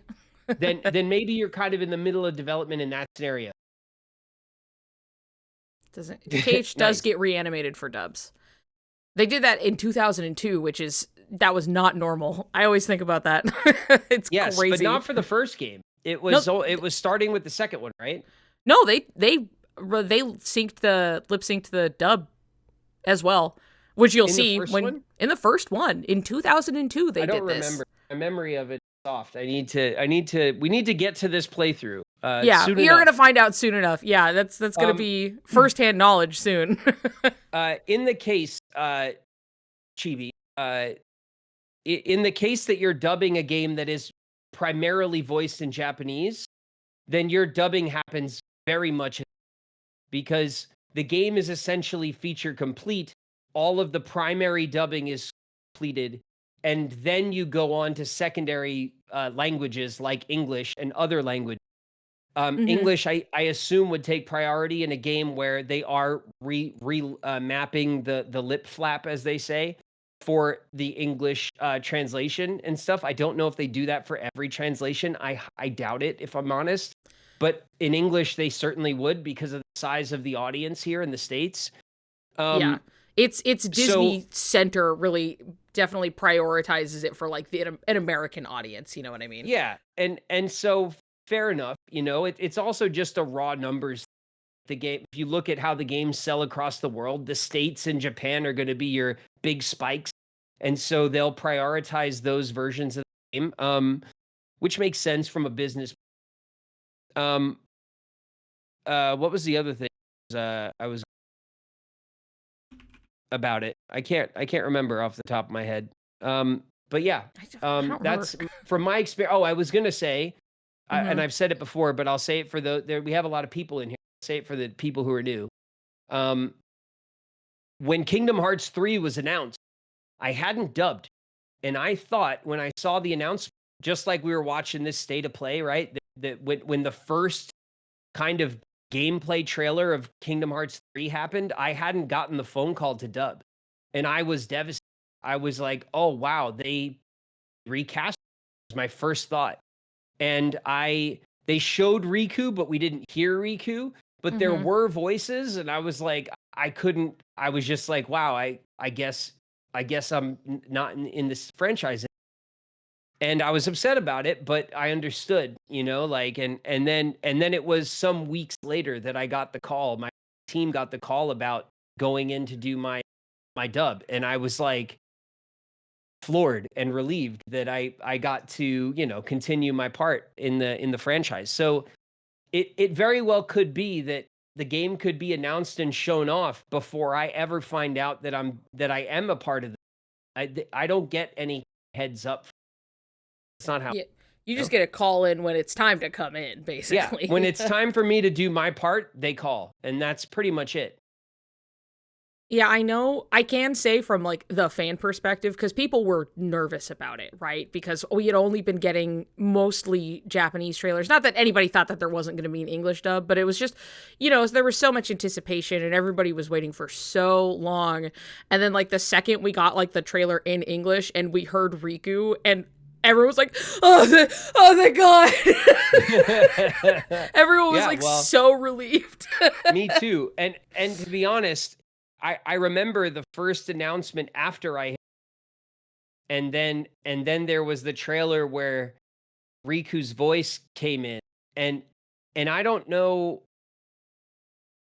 remember exactly what the line was, but I remember my first voice line, Kingdom Hearts 3 announcement came out and I was just like, oof, like I just felt. I felt it. It hit me like a hammer when I was watching the announcement. I was like, "Oh, that wasn't." No. And I was just like, "Why? Why did they do that one?" But and again, it's that all that stuff is out of my hands, and it is what it is. But right. But when I'll never forget hearing that, and I went, "Oh man, I gotta be careful. These games are such a big deal now, and I can't go in and." Each line has to have that life to it. It can't feel dead. It has to have it was just some really out of context voice clip that they used for the trailer. And you didn't even see me. You just heard my voice. It made it work because it just it just hung there removed, dead in the air. I was like, oh. And then I remember seeing the comments on the video, and there were quite a few comments talking about how awful it's my line, and I was just like, oh, they're not wrong. No. They're not wrong. I'm gonna be so curious, like your general reaction to particularly Cage 3. Listen, Cage 3 went through so much of like, I speak as if I was there. I was not there, but I've read a lot, right? But like it went through so much development hell, like real bad. And I know, especially with like the translations and the dubbing and everything, was way not how they usually do it. And they were it was very much like Wallace and Gromit, like putting the train tracks in front of them as they're going at high speeds type thing.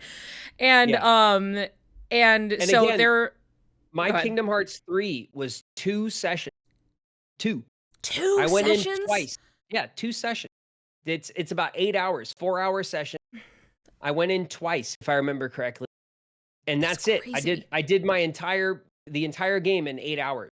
So, when you guys remember the game experience, you might play the game for 70, 80, 100 hours, right? And you guys dive into it, and you watch the cutscenes and all this stuff. I go through all of those cutscenes in a 8-hour, 2-day span. Yeah, and I do my best, right? With without any game context, because they don't show me all the cutscenes. They just show me stuff that I'm doing. Yeah. And then if I need some context, they tell me. They go, oh, well, this is referencing this, and blah. They kind of give me the short and quick version. Yeah, you know what I mean? Just enough and then I have to kind of like get you going. You know, take what I know of the character and react to things. And some stuff's in Japanese still, and some stuff's in English, depending on who's come in for the dub before me. And right, yeah. all that kind of stuff. So like, you just kind of go, all right, and you do your best. And I try to hold on to Riku's tone and pace, which is slower and a bit deeper and darker, more pensive than some of the other characters. All the other characters are brighter, right, and have more kind of hope and other attributes to their personality. But Riku has that kind of like cut and dry, practical like sensibility to him, and so like, you know. And so out of context, you can take some of those, especially some of the shorter lines, and you just throw them in a trailer and you go, oh, that looks like a hot mess. You know what I mean? Like it's because out of the conversational context, it could feel quite dead compared to some of the other brighter voice acting from the other characters that have more of that hopeful personality. Yeah. And so like, but it's all, you know, it's all part of the game. You got to get in and do the best you can with the information that you have. And, you know, and some of the stuff is awesome. You know what I mean? And some of the stuff I might be like, probably should have asked for another one when I did that. But you know, you know what I mean? Right. But at the end of the day, even if I ask for another one, they are not obliged to take that one retake. If I feel better about the retake and they go, no, we like the first one anyway, that's what they're going to use. And there's nothing you can do about whatever, you know, their creative decisions. You can give them your best, but it is ultimately their decision to decide which of my performance takes of each line. You know, they're getting at least 3, and then at most we'll do maybe 6, 7, 8 of them or something. If I'm looking for something or they're not quite hearing what they want, and we'll give it a couple of tries and stuff. That's why I had said earlier, like oftentimes when the line is awkward or strange, or maybe the timing of it's really weird, we just do a thing where we go, okay, let me do 3. So let me do 3 back to back, you know? So like I'll hear the beeps, it'll go doot, doot, doot, and then you go and you'll do the first one. And then you'll take a breath and you'll just do it again and take a breath and do it again. And you'll just one just right after another. Because immediately when you do the first one, you go, oh, okay, this piece was a little slower. This was a little, the timing was off here and there. And so instead of waiting, resetting, talking about it, and then doing it again, where I have to then go, where was it that this was a little faster? You can just kind of like adjust in the moment and just do it again. Yeah. And then that usually gets you progressively closer to where you're looking to land. And so that technique is something we've used since the beginning. It's a common thing that you do in voice acting where you go, okay, let me just fire off 3 of them on this one so that I can kind of hone it in. You're just kind of trying a few things on and like getting that direction. Yeah. Exactly. Yeah. Oh yeah. Yeah, I'm curious, especially when you finally get there to like hear it, because like I'm trying to think of like how much I want to say without you having seen it. But like it is interesting because there are scenes where like you are talking to you, and there's like a very stark difference obviously between the 2 iterations of like Riku, whether he's young or whether he's, you know, his current age and stuff. And it's very interesting to hear too, because like I think I'll just go ahead. There's a general I guess like consensus of like with like KH3's dubbing can be a little up and down, not yours specifically as much as like just the whole game, right, has like sometimes you're like, oh, this sounds really good from so and so, and then this sounds like this guy was eating his mic a little bit and we don't know why that got through. yeah Just stuff like that for sure. And that stuff doesn't bother me. That's I'm fully aware of. But it's the broad strokes of the criticisms that are out there about different games and stuff. I see that, and I take it for what it's. You know what I mean? Like I don't live and die by it, but I do understand that criticisms are always important to hear. You know what I mean? Yeah, yeah. And there's definitely a difference between like criticism and people just being mean, right? But like, you know, that's part of just like when you learn and grow with it, you're like, oh, okay, this is just actual criticism and not just somebody being an asshole on the internet. But yeah, you can usually tell the difference between someone who's just hating and trolling and someone who loves the game and generally unhappy with what's happening. You know what I mean? And I think that all even the trolls to an extent are worth hearing.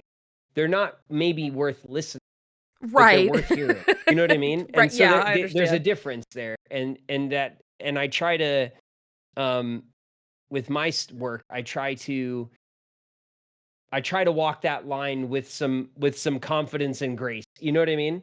Right. Where, like, I respect the criticisms. You know, as a critic myself of artistic endeavors in film and television and video games and animation and all of that, I also have critical opinions about lots of things.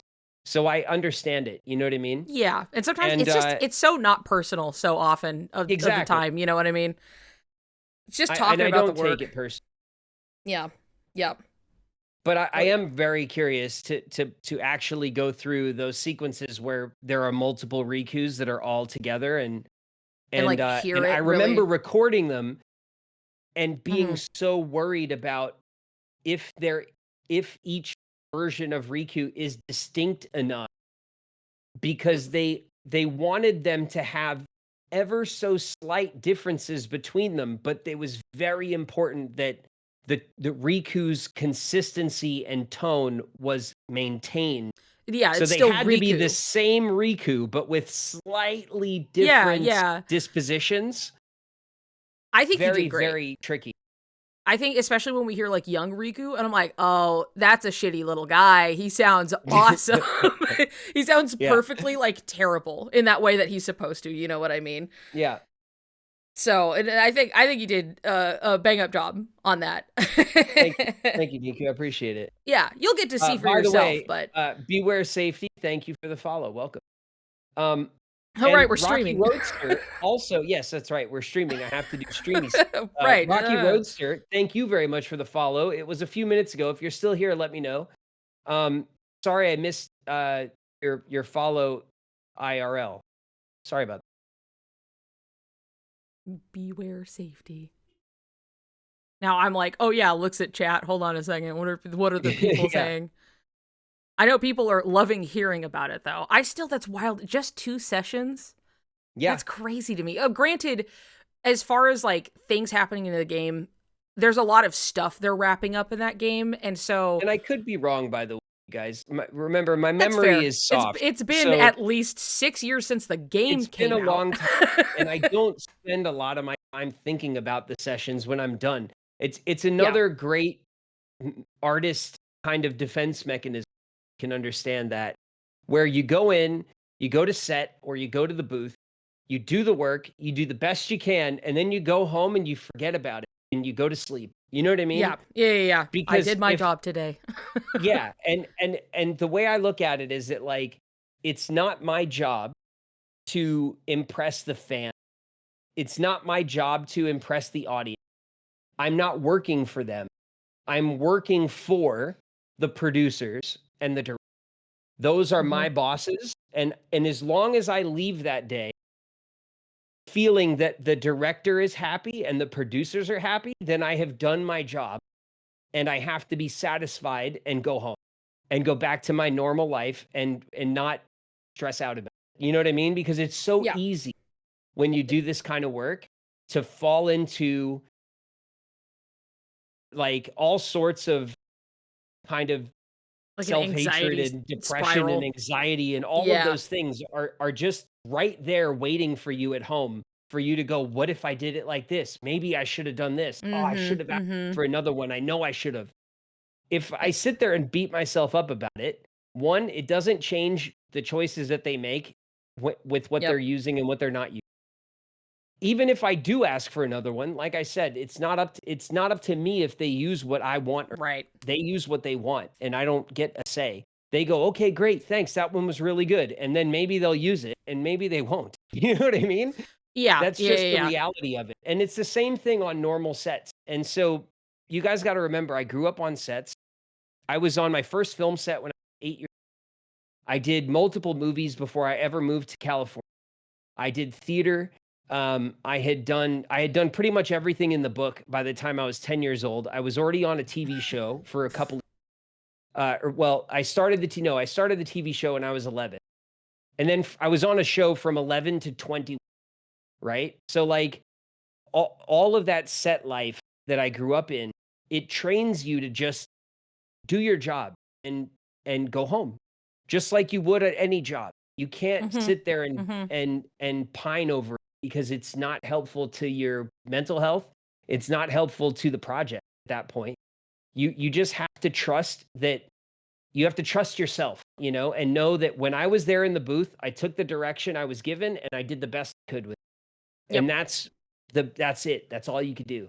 So a lot of times this stuff is out of sight, out of mind for me. And that's why I never played through the games. Like I checked out the first one and I thought it was amazing. I was so happy about being a part of a video game because I love video games. I know you guys know this about me now, but I never wanted to play them particularly because I didn't want to like sit there and pick apart my performance and get all in the weeds. You know what I mean? Kind of get in your head about it. I'm hoping that like with an audience, it can help kind of because now you can just play like a game with like a bunch of people watching and like you're in it too, but you know now it's not you by yourself playing it and being like, oh, I don't like how I said that, you know. No, I know. Well, what I think the difference is here on right, is that I have a great community. You guys are awesome, and I love you guys. Thank you guys for hanging out with me all the time. Always thank you. It makes me happy. But when we play through the games, I'm not only doing it with an audience, but I'm doing it with a friendly audience that loves the games more than I do. You know, most likely. Definitely, right? You guys cherish these games as games. I look at these games as projects that I had worked on. So we will go through and pick through the performances a little bit, and I'll share with you guys some behind the scenes stuff as I remember it, and maybe I'll be a fan of some of my work and maybe not all of it, you know, most likely. But I trust that you guys love it and that you guys are going to be like happy to sit there and pick through it with me in a constructive way. So that I think that whereas if I did it by myself, then the tendency would be for me to be maybe meaner about it. Yeah. Towards myself. You know what I mean? There's like a buffer when you're on stream. Yeah. You know what I mean? On stream, we get to do it as a community. I get to engage with it differently. I don't think that was very good. And then you guys will be like, it was incredible. It was amazing. And you're like, I love it. That's my favorite part. You know what I mean? So, but you guys will keep me from getting into the weeds about stuff I don't like. And you guys will help me appreciate things that maybe I wouldn't have appreciated on my own. And that will be fun, I think. So in this context, I think it'll be so much more fun to and constructive as opposed to, you know, abusive. Right. Yeah. You'll get to see it in a new light now that you get to see it from like our perspective of they're like, oh yeah. And then you said this thing and we go, oh, that's good. Yeah. And I look forward to when we play it to hearing what chat has to say about scenes and people who say this is my favorite part or this, you know what I mean? Stuff like that will bring all sorts of context to it for me that'll allow me to kind of appreciate it, not only through my own critical eyes of what I'm doing, but as a whole, as a project. And I'll get to like love it with you guys, you know, and that I think that'll be awesome. Yeah, I think as fans that like I think everyone's just genuinely excited to see like your own thoughts on the game, like because you know we all love Kingdom Hearts and obviously we all love Riku and that's part of why we're here, but you know it's something where it's just like excited to see like wow Riku, the guy who voices Riku, and he's like, this game's pretty cool. We're gonna be like, yes! Yeah. I'm also, and I've said this before too, I'm probably most excited about really understanding the game because I love games. And I know it's a JRPG, but I know it's an action RPG that has like kind of live combat. And that is kind of more my style as opposed to the turn-based stuff that like in Persona or in some of the other games that I haven't really played or paid attention to. And so I think there's a good chance that I will be very pleasantly surprised by the game mechanically. And that I'm looking as a gamer, I look forward to that too, you know, just kind of like understanding the game from a player perspective and of why it, because the game could have a great story and maybe it's beautifully voice acted. But if it mechanically is boring, if it sucks to play, it's like, well, then it's not a classic game and it never will be, you know? And so like the fact that this game is held up and been considered a classic for so long, Kingdom Hearts is just very lauded for its underlines combat. the strength of its mechanic. And that I'm looking forward to like learning for the first. Yes. Like having seen, like just watching your streams and seeing games you playing and just things you're talking about. And I'm like, I think you're going to have a blast playing this game because they're really good games. Like they're kind of on every level of like, oh, cool. The characters are very endearing and lovable and like what a unique, scenario. And also the production quality is really high, but also just as far as the gameplay goes, bare minimum, it's, people are making sports out of playing the thing, it's a really good system that like you play the first game and you're like, wow, this is really good. How does it get better? And then it very immediately is like, what if we just cranked it up to 11? You're like, wow. So it's a very fun journey to go on, like just game mechanically. So, and also that because the franchise has been around for so long, and because I know we have 1, 2, and 3 that are your tentpole games, but then there's all the other Kingdom Hearts games. Yeah, and like I said, they're all really important. I remember when we recorded the rhythm game, and I remember them telling me like, "Oh, this is a rhythm game." I was like, "What?" Dude, they made that rhythm game for me. Being like, what are you talking about? It's a rhythm We're doing game? a Kingdom Hearts rhythm game, and I was like, "All right," like. And so the fact that there's such diversity in the mechanics around all the games, and it was experimental as a tentpole franchise that's been around a long time. Not many franchises with that kind of at that level of success get to also be experimental. And so and that's a lot really of what those cool side and titles get to do. They get to like explore stuff, and it's really fun to like see because they'll like explore something and then they'll kind of take little bits and pieces and move them forward into the numbered titles and everything. And it's melody of memory. Everyone's naming the game. Yeah, that is to me. It's just the rhythm game that we did. And I was like, okay. Are you guys sure that this is a good idea? I remember being very skeptical. It's it's really fun. They made it very unique for what it is for like a rhythm game. But I also say this as somebody who loves rhythm games, like in general. They're a favorite of mine. So again, they made this game for me specifically. And did you like, off topic, but did you like the Crypt of the Necrodancer? Oh my god, I have it, and it's one of those ones I bought because I was like, this is so up my alley, and then I've never opened it for no reason. You never started? I have games like that too. But what about because when I got when I was showing my Switch library, I have the Cadence of Hyrule, which is the Zelda skin of Crypt of the Necrodancer. Which is so cool. And I was like, oh, this is cool. I'm gonna get the demo, and I'm playing. And I was playing it, and I was like, I suck at this game. And I'm bad at this. I couldn't I consider myself as a person with rhythm, you know what I mean? So I was extra offended at myself for not being able to like get into it properly. Yeah, it's definitely a bit more complex in the you are doing things on rhythm, but there are so many like little things you are doing, I've always been interested, and I own it, and I haven't opened it for so I guess I can't say anything on it, but that is really funny. But considering the what do you call it? Like the granddaddy of rhythm games was like DDR, right? Or Technically, does it go back here's even your further? fun fact: the first rhythm game is Pa Rappa the Rappa. Oh yeah. Okay, yeah, of course, naturally. the great grandfather Yeah. of all rhythm games. Yep, Pa Parappa the Rappa. I love Yeah, Pa Rappa. I remember Parappa back in the day. It was definitely a weird egg, and Yeah. and still is, I guess. But I it was adore it. cool. I love it. I remember in the DDR era, right? Which was what was that? Was that like I was like the 360 PlayStation 3 or was it PlayStation like 2? PlayStation 2. That's about when we were like getting PlayStation it at 2? home. Yeah. And I had the floor mats that you would like unfold Yeah. and put down, like the two big floor mats, because I had friends that I The used ones to, that when I they was always young, I used slide to around on love- the floor.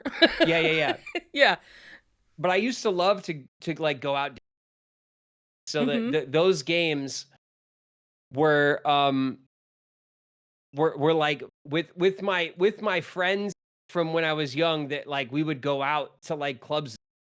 We would love to do like really competitive DDR. I love And that. so, like, we had multiple, like, we would have like DDR like parties at my place, or we'd sit there. Dude, that's what you got to do on stream. You have to have a Just, like- DDR stream. Yeah, it was. I mean, and it's not something I've done in since then. You know what I mean? Right, yeah. But man, in the It's like early riding a days bike. of DDR, You'll never forget. we loved DDR. It was Oh, so yeah. much fun. But it's like, it's not the kind of game. It's the kind of game you need friends who love it to play with you. I think it's Yeah. best Yeah. as a 2-player like competitive. You know, Mhm. that's what kind of really makes it funny and fun. Yeah. Did you know they made a Mario DDR? No, I did not know that. I Mario own it. DDR. It's That's ridiculous. For it's Nintendo, a weird one. obviously. Yeah, it was on the GameCube, and there was a DDR mat with Mario breakdancing on it, and I own it. It's in my house. What? Yeah, it's How did I miss that? That's incredible. it's definitely a weird one, and it's something where like the models don't blink at all, but you're like, all right, and now Bowser's breaking it down on screen, and you're just That's amazing. It's definitely Oh, worth man. looking at some point, but I do own it. Nintendo always had the like the weird one-off games. Like I remember they had like the Donkey Kong like bongo set. I have those too. I love for Donkey that- Kong.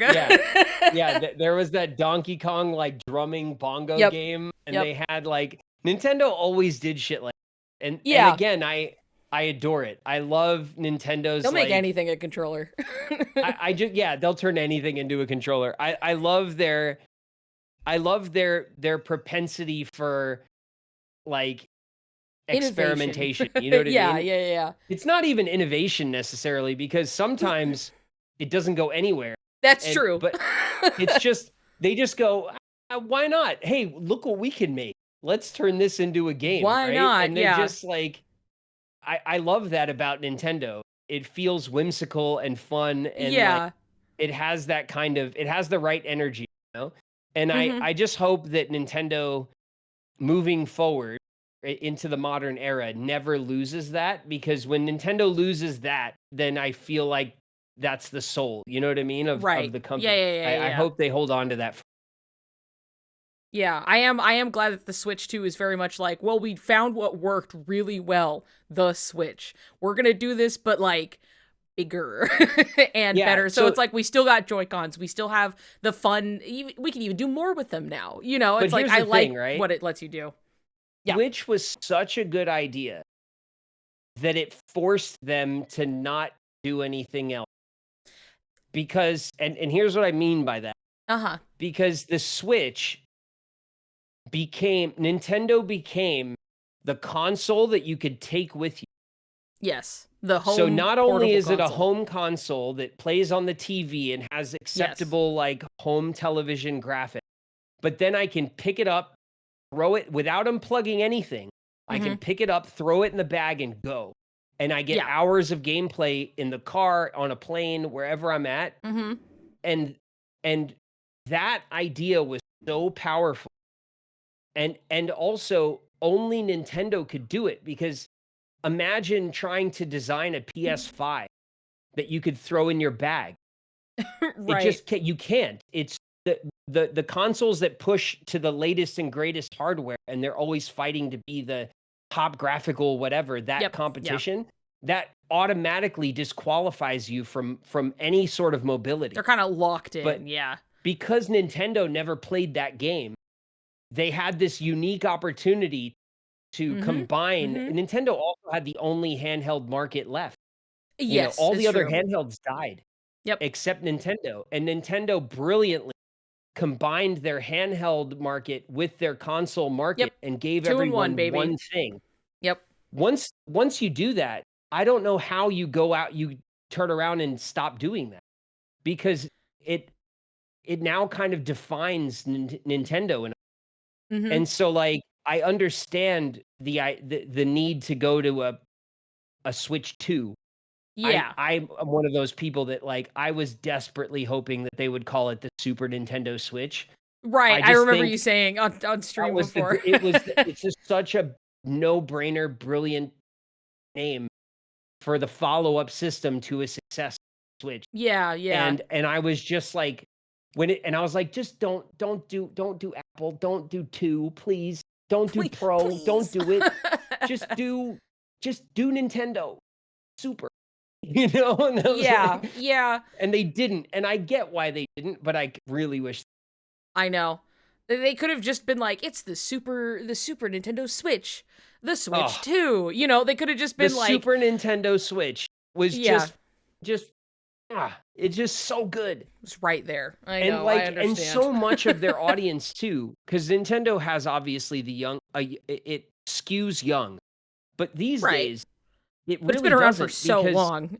because so many dads that are my age grew up with their Nintendo. And so, like, and the first thing that I was dying to buy Lily when she was old enough to appreciate it was a Nintendo. Because I got my Nintendo when I was 5. And so when Lily was 5, I got her Switch and started playing Nintendo with her. And, like, it's been like one of the highlights of dadhood, you know what I mean? Yeah, like getting to play games with my kid and doing that as a pastime together. And seeing my kid, like, kind of pick up some game sense, you know what I mean? Like, kind of learn how games work and start getting good. You know what I mean? Like, that's so awesome. It's super And, like, sweet. I love hearing about it. But you can only do that with Nintendo, I feel like. PlayStation doesn't accommodate for that too well. Yeah. Astrobot was an amazing exception. Yeah, that's like, that exception for sure. But in general, PlayStation and Xbox don't really accommodate for that too much. Whereas Nintendo lives right there, where like you play games with the fam. And like, so, I really love where Nintendo's at. I have a lot of high hopes for the Switch 2 today. I hope it's just everything I wanted. I'm not crazy about the launch set of games because, like I said, I really only like Nintendo games and indie games on my Nintendo. And I think that's a pretty common place to be. I think a lot of people are like that with their Nintendo. I don't want Cyberpunk 2077 on Nintendo. Now, I appreciate... If somebody who wants it, they are already playing it probably, and they're playing it on their PC, and it works, and they're not going to get their Switch to play Cyberpunk. But I appreciate... I can appreciate that if you only have a Switch, say, or your family only has Nintendo, and so then you now have access to this game, and that's awesome. I think that I don't mind that it's there. It's just not what I want on my Nintendo because I have a PC, and so things like that I play on my PC. It's not for my Nintendo. Yeah. So we'll start off with some Mario Kart World. It'll be great. But then the next thing I want is Donkey Kong, and that doesn't come out for another month. So it'll kind of, like all new consoles are, it'll be a little bit of a roll to get into some... they gotta get the momentum going a little bit. Things will start popping off. The but Donkey Kong game was looks hoping, so fun. I was hoping, like, because I remember, I remember coming home with my N64, which I picked up at the same Best Buy I'm going to get my Switch 2 at. All those years ago. And I remember coming home with Mario 64 and like Mario man, 64 and what? Sorry, it Wave cut out for a Race. second. Oh, Wave Race. Right. Okay. Wave Race was so tight. It was so good back in the day. And it Oh, I had the remember. open world area where you can just wave race around the islands and stuff with the dolphins and shit. Yeah. Oh man. I never got to play And Wave so, Race that like, much, but I played Cruisin' USA like crazy. Cruisin' USA I loved because Cruisin' USA had the Prowler in it, which was my dream car. So like I always loved the Cruisin' games for that reason. Also very whimsical, very Nintendo, of a racing game. So like but the I always got a new system and there was always like 2 or 3 games that I wanted to like kick off. And this time around I'm kind of just like I just kind of want Mario Kart and I'll wait, I guess, for some other stuff. Well, that's why you got to finally play Undertale so that you can be excited about Deltarune, because that, I know it hasn't been like as on, but like Deltarune 1 kind of came out today. I stopped playing it to be here, but Okay, thank you. but it being on the Switch was like a really big deal for people, where it's just like, this is a launch title and Deltarune has the weight to be one of those. So you're going to have to, and then you're gonna be like, oh yeah, that was a good one. That would have been a great launch title had I been there. I have Undertale on my PC. I know you own it, yeah. I did play it. I played it. I just didn't. I like checked it out because everyone was hyped about it and stuff. So I checked it out, but I didn't like dive in. Yeah, it was one of those things where I picked it up. It was a cheap indie game. I picked it up. I looked at it. I was like, oh, this is cool. It's very meta. You know what I mean? Like all the conversations in it are very kind of meta. And then I just didn't really like stick into it, as long as you need to kind of appreciate it. But I do have it and I'm down to play it. Is Deltarune a sequel? Yeah, it's kind of like it's kind of titled as like a sister game currently, because there's definitely a mystery in its. Yeah, for sure. There's definitely mystery to like what its setting is currently. It's unfolding. Yeah, Toby calls it a parallel. Toby, the dev, he calls it a parallel story, and we don't fully know what that means yet. There's a lot of mystery around it, and it's a lot of fun. So nice. Is it coming out in parts? Yeah, it's been coming out in chapters. It's up to chapter 4 right now. But 3 and 4 dropped literally at 8 a.m. today. Oh, 2 which chapters. was it got 2 chapters. So that's nice. a big jump into it for sure. But it's something where it's like, I'm sure you could just play Deltarune if you wanted. But I feel like there's definitely more to the like, I'm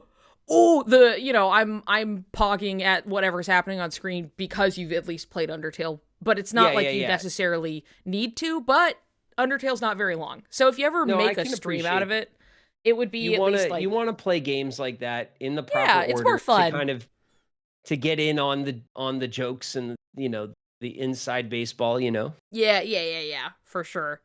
Yeah, no, there's a lot of interesting stuff going on. Cannot recommend it enough.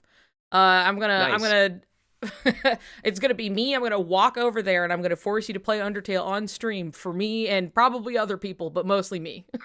Yeah, I mean, I'm down. We can do an Undertale. I'm down. Hell yeah.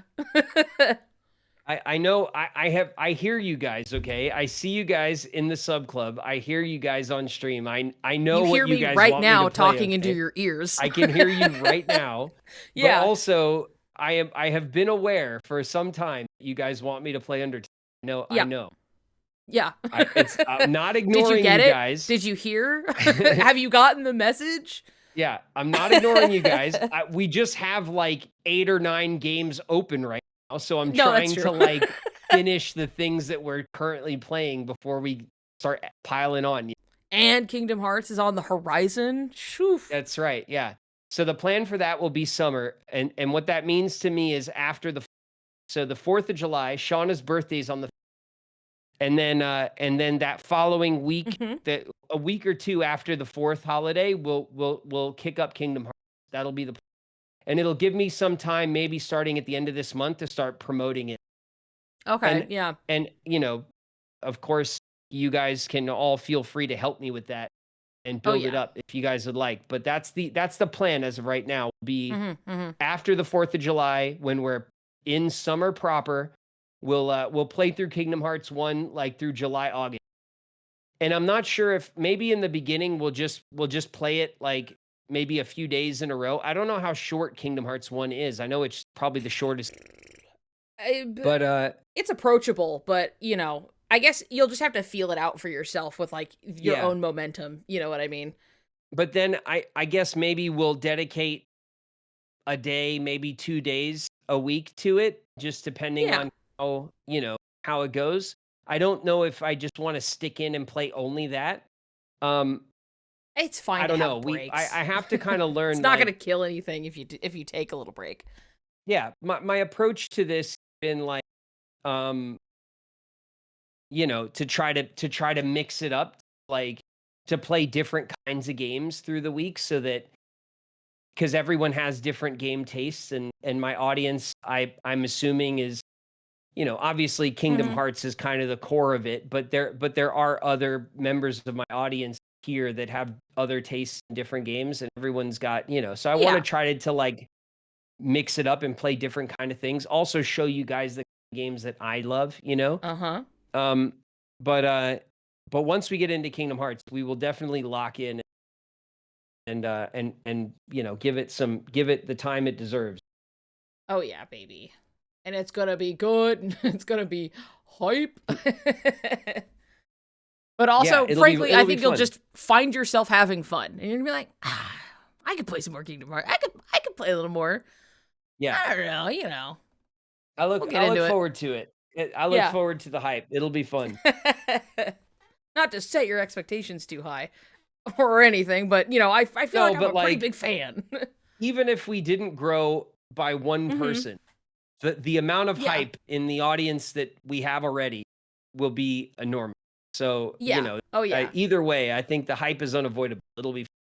Yes, I think it'll be very exciting. Even if it was just like 30 of us from the sub club just being like, woo, you know, it would still be a lot of energy. I can promise you that. But guess what? It's not going to be that small. I promise you. Even just seeing the taste of what I've been seeing on like Twitter, it's going to be a lot of people going, ooh, ooh. And they're going to come in and they're going to pog, and they're going to be really excited about it. So some people are going to come in. They're going to yell at me because I'm doing it wrong. Or whatever. Oh yeah. It'll be a good time. And I'm going to be giving you answers, and then it's going to be just flooded in the chat and you won't see it. And I'll be like, well, I tried my best. Goes into Discord like, no, please, the coconut is in the tree. Like, go there. Running around like, chat, just I don't know what the game wants me to do. That is, I will warn you, that is a lot of troll you guys a little bit. You know, I don't know if you guys might have it coming a little bit when we start playing Kingdom Hearts. That is, it's funny you say that, because truly KH1 suffers from that the most, where it's just like, all right, go, and you're like, go where? And you just kind of fumble around for a little while, and then you're like, oh, I found the right room, I guess. And like, if you're paying attention, like usually you can kind of keep up on stuff, but it's not uncommon for it to just kind of drop you off, and you're like, I don't know where I'm going next. But you know, you'll figure that out when you're there. That's for sure. I saw someone in the chat ask me if I'm cool with tips. If you're new around here, yes, I am cool with tips. The way that I like to play. I know all streamers are different. Some people hate backseating. They have all sorts of names for it and stuff. Yeah. I don't need chat to like tell me what to do all the time. I've been playing games a long time. I have, I think, pretty good game sense when it comes to video games in general. But also I don't think it's very entertaining to watch someone like wander around lost in a game for hours. Okay? Getting frustrated. So if I end up lost, or if I'm curious about something, then I will ask. I will say, hey, chat, you know, is the game asking me to do this, or is the game telling me to do that? You know what I mean? Like, what's happening? And when I ask, then please feel free to answer my question. That's how I feel about it. I don't think it's cute when chat's like, hee hee, nobody knows. And I'm like, oh, what chat, do you do here? I don't know. I don't want to sit here all day on this part. I want to play through the game, you know? Yeah. So like, so for me, it's like I look at streaming as like I'm playing games with you guys. You guys are playing with me. We're all playing together. We're all on the having couch. fun together. We're all on the couch, right? We're friends. We're hanging out. We're playing a game. So if I feel lost or if I'm confused about something, like for context, I would normally just, after a while, I just pull my phone out and look it up. And I'm not ashamed to say that like sometimes in a game, if I'm properly confused or lost, I will just look it up. Yeah. Like also, guys, remember, I'm a dad. You know, I'm a grown up. I don't have like infinite time to sit here and be lost in a game. You know what I mean? Yep. So that's kind of where I stand on that stuff. I don't need everyone spoiling every little thing. Nice. We reached a new sub goal. We did? I don't see. Did you? I have your stream up on the side, but because the setup, I'm like, I don't know what's going on over there. There's just my big gray box. It tells me I haven't gotten a sub. Oh. There it is. Ah. Man. Well, hooray. Good job. Lord Druby, thank you, bro. Thank you for the 2-month resub. The resub for 1 month for the second time. Thank you very much. I'm back, baby. Yes, indeed. Thank you, Lord Druby. Thanks for hanging. So yeah, we're doing great, by the way, guys. We flew past 2K. We're at 2K48. We're almost at 2K50, which means we're on the road to 21. We're just cooking on stream, as far as I'm concerned. The stream is growing great, and I've been really happy and excited with the way that the stream has been going since March. We've only been here a couple of months, and I feel very much comfortable here now, and I feel like we know what we're doing, more or less. So thank you guys for hanging out with me, as usual. And thank you, Lord Druby, for the resub. I need but to yeah, know. backseating, like I said, there's a difference, you guys, between like answering my questions and like trolling me with stuff information I shouldn't know yet. You know what I mean? Yeah. So we all need to kind of have a reasonable expectation about it. Also, like I've said before, I fully expect our chat to be flooded with new people for Kingdom Hearts. There'll be fans that come in just for that and never come back. And that's okay. Let them come in and have a good time, and maybe it'll get a little raucous. But as you know, when we're playing, I'm locked in usually anyway. So I should be fine if the chat's going a little crazy. We don't have to be, you guys don't need to be policing it too much. You know what I mean? Right. There are mods for that, I guess. Yeah, and that's what our mods are for. And the mods have a good sense of how I feel about that. If someone is being a dick in chat, then they get the door. Then they will get the door. You know what I mean? And we've seen that happen only once in a few months, which is nice. But pretty good track record. It's gonna happen. So when someone comes in and they start policing chat and telling everyone what to do and telling me what to do and telling me what they think, and they're not being nice about it, they're gonna get booted. Don't worry about it. You know what I mean? Booted or muted. One of them. Don't let the trolls ruin our good time. You know, I don't want you guys to get upset about stuff like gonna happen. So, you know, just be aware. But yeah, it's all that stuff's coming up so quick. Yeah, time marches ever forward. It's gonna be here before you know it. Yep, and I still have to finish your emotes and things. I'm so boss. I'm so sorry. Niku, can we talk about this? Yeah, sure. Go ahead. Niku. Yeah. Where are you? Where are they? Listen, the whole last of this month is like it's like a spree of birthdays, and I was busy, and birthdays.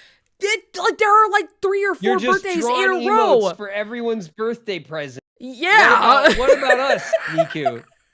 I'm sorry. Look, they're like started. I just had to bounce between. Listen, leave me alone. I'm trying. I'm working on them, all right? They're basically, I've shown you, and I'm like, that's basically drawn. At that point, I just get to clean them up a little bit, and I get to make them look all snazzy. All right? I just had stuff happening. in Niku's defense, everybody, I have hit Niku with a tall order. Okay? That is, thank you. That is fair. I know that I have hit you with a tall order. That we have emotes expected from Niku. We have some custom stickers expected from Niku. We also have full badge sets expected from Niku. So they're coming, okay? I've also, Niku, if we're being fair, I have not pushed you on this. So, no, that's also true. Lana says, Niku, what do you mean you have a private life and important stuff? Yeah. What do you mean you know people who have birthdays? What do you mean? You have to go out to eat food for somebody's birthday and not be chained to your computer. Shame. For shame. And I'm so sorry for that. No, it's fine. And I look forward to them because the ideas that we've been batting around have been really good. Yeah. And I know the community is gonna go nuts for all of it, really. But definitely, yes, I am excited to finish them. And I'd like to do, and I've said this to you, but I'd like to do them in batches. So badges, I think, are the most relevant right now. Those are definitely we're already getting people at 3 months. So I want to get my badge set locked in first. Then we can go to emotes and then maybe stickers as the hurrah. Yeah, I agree. I remember I was like, those need to happen like right now. I need to sketch those out. And then I had like most of those emotes kind of already drawn. So I was like, okay, cool. Those are ready. I'll get the back burner. I got to go start doing the other stuff. And then it's like, happy birthday. I'm like, yeah. Well, so, I know everyone's got that time of year where the birthdays are just stacked. Oh yeah, and they're still going. Today's my mom's birthday. Tomorrow is another friend. It's Cloudcaster in the chat's birthday tomorrow. Today is my grandpa's. Oh wow, shared birthdays. Yeah. It's really just like a string of them. Happy birthday, I gotta call my pop on the East Coast. I gotta call my mom. Wish him happy birthday. We gotta make calls. It's important. Yep. Calls gotta be made. Yep. True. Yeah. But here's the broadcasted happy birthday to the both of them, Yeah. The broadcast that my pop will definitely never see, but that's okay. Same as my mom. She's not gonna see it. He's getting his love. It's the thought that counts, Yeah. We're putting it out there in the universe. Look, see, people are saying happy birthday, and now I get to call my mom, and I get to be like, everybody on stream wish you a happy birthday today. And she's like, that's nice. That's cool. I would tell my pop that, but he'd be like, the what? It's a long story, Pop. Pop, it's like TV, sort of. Another time, yeah. Yeah, the TV. I've been on the TV. Come on. He knows all about me on the TV.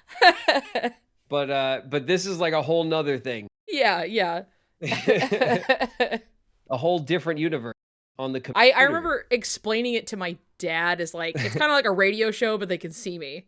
And he was like, okay, I get that. And I was like, there you go. Yeah. Like, people get to like talk to me. There is like an active chat, but it's kind of like just I'm hosting a radio show. It's a radio show with a camera on the computer. We're in the computer. We're in the yeah. I strap in. I go in like Tron every time. Well, all of that said, I should probably hop off stream because I desperately have to get back to Deltarune, and also I have to go to the bathroom so bad. So I'm gonna call this a good cutting off point. Yeah, that'll do it. Yeah, and then Thank you, Niku, for hanging out. I appreciate you streaming this with me. Let's keep iterating on this so that we can get I'm gonna investigate.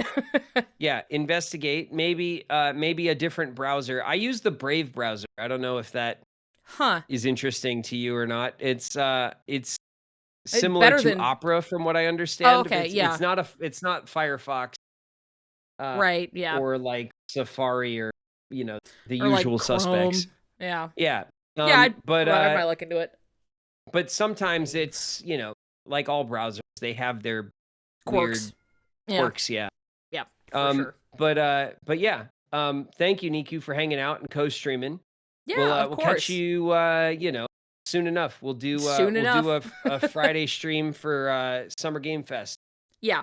And it's gonna be fun. It'll be hype. It'll be sick. Hell yeah. Yeah. Okay. All right. I'll hop off the call Later, here and then I'll Miku. end my stream.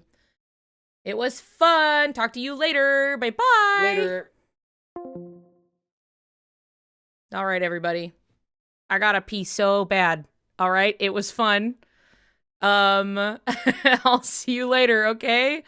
Bye, everybody. Goodbye. Go play Undertale and Deltarune, okay? Goodbye. Bye-bye.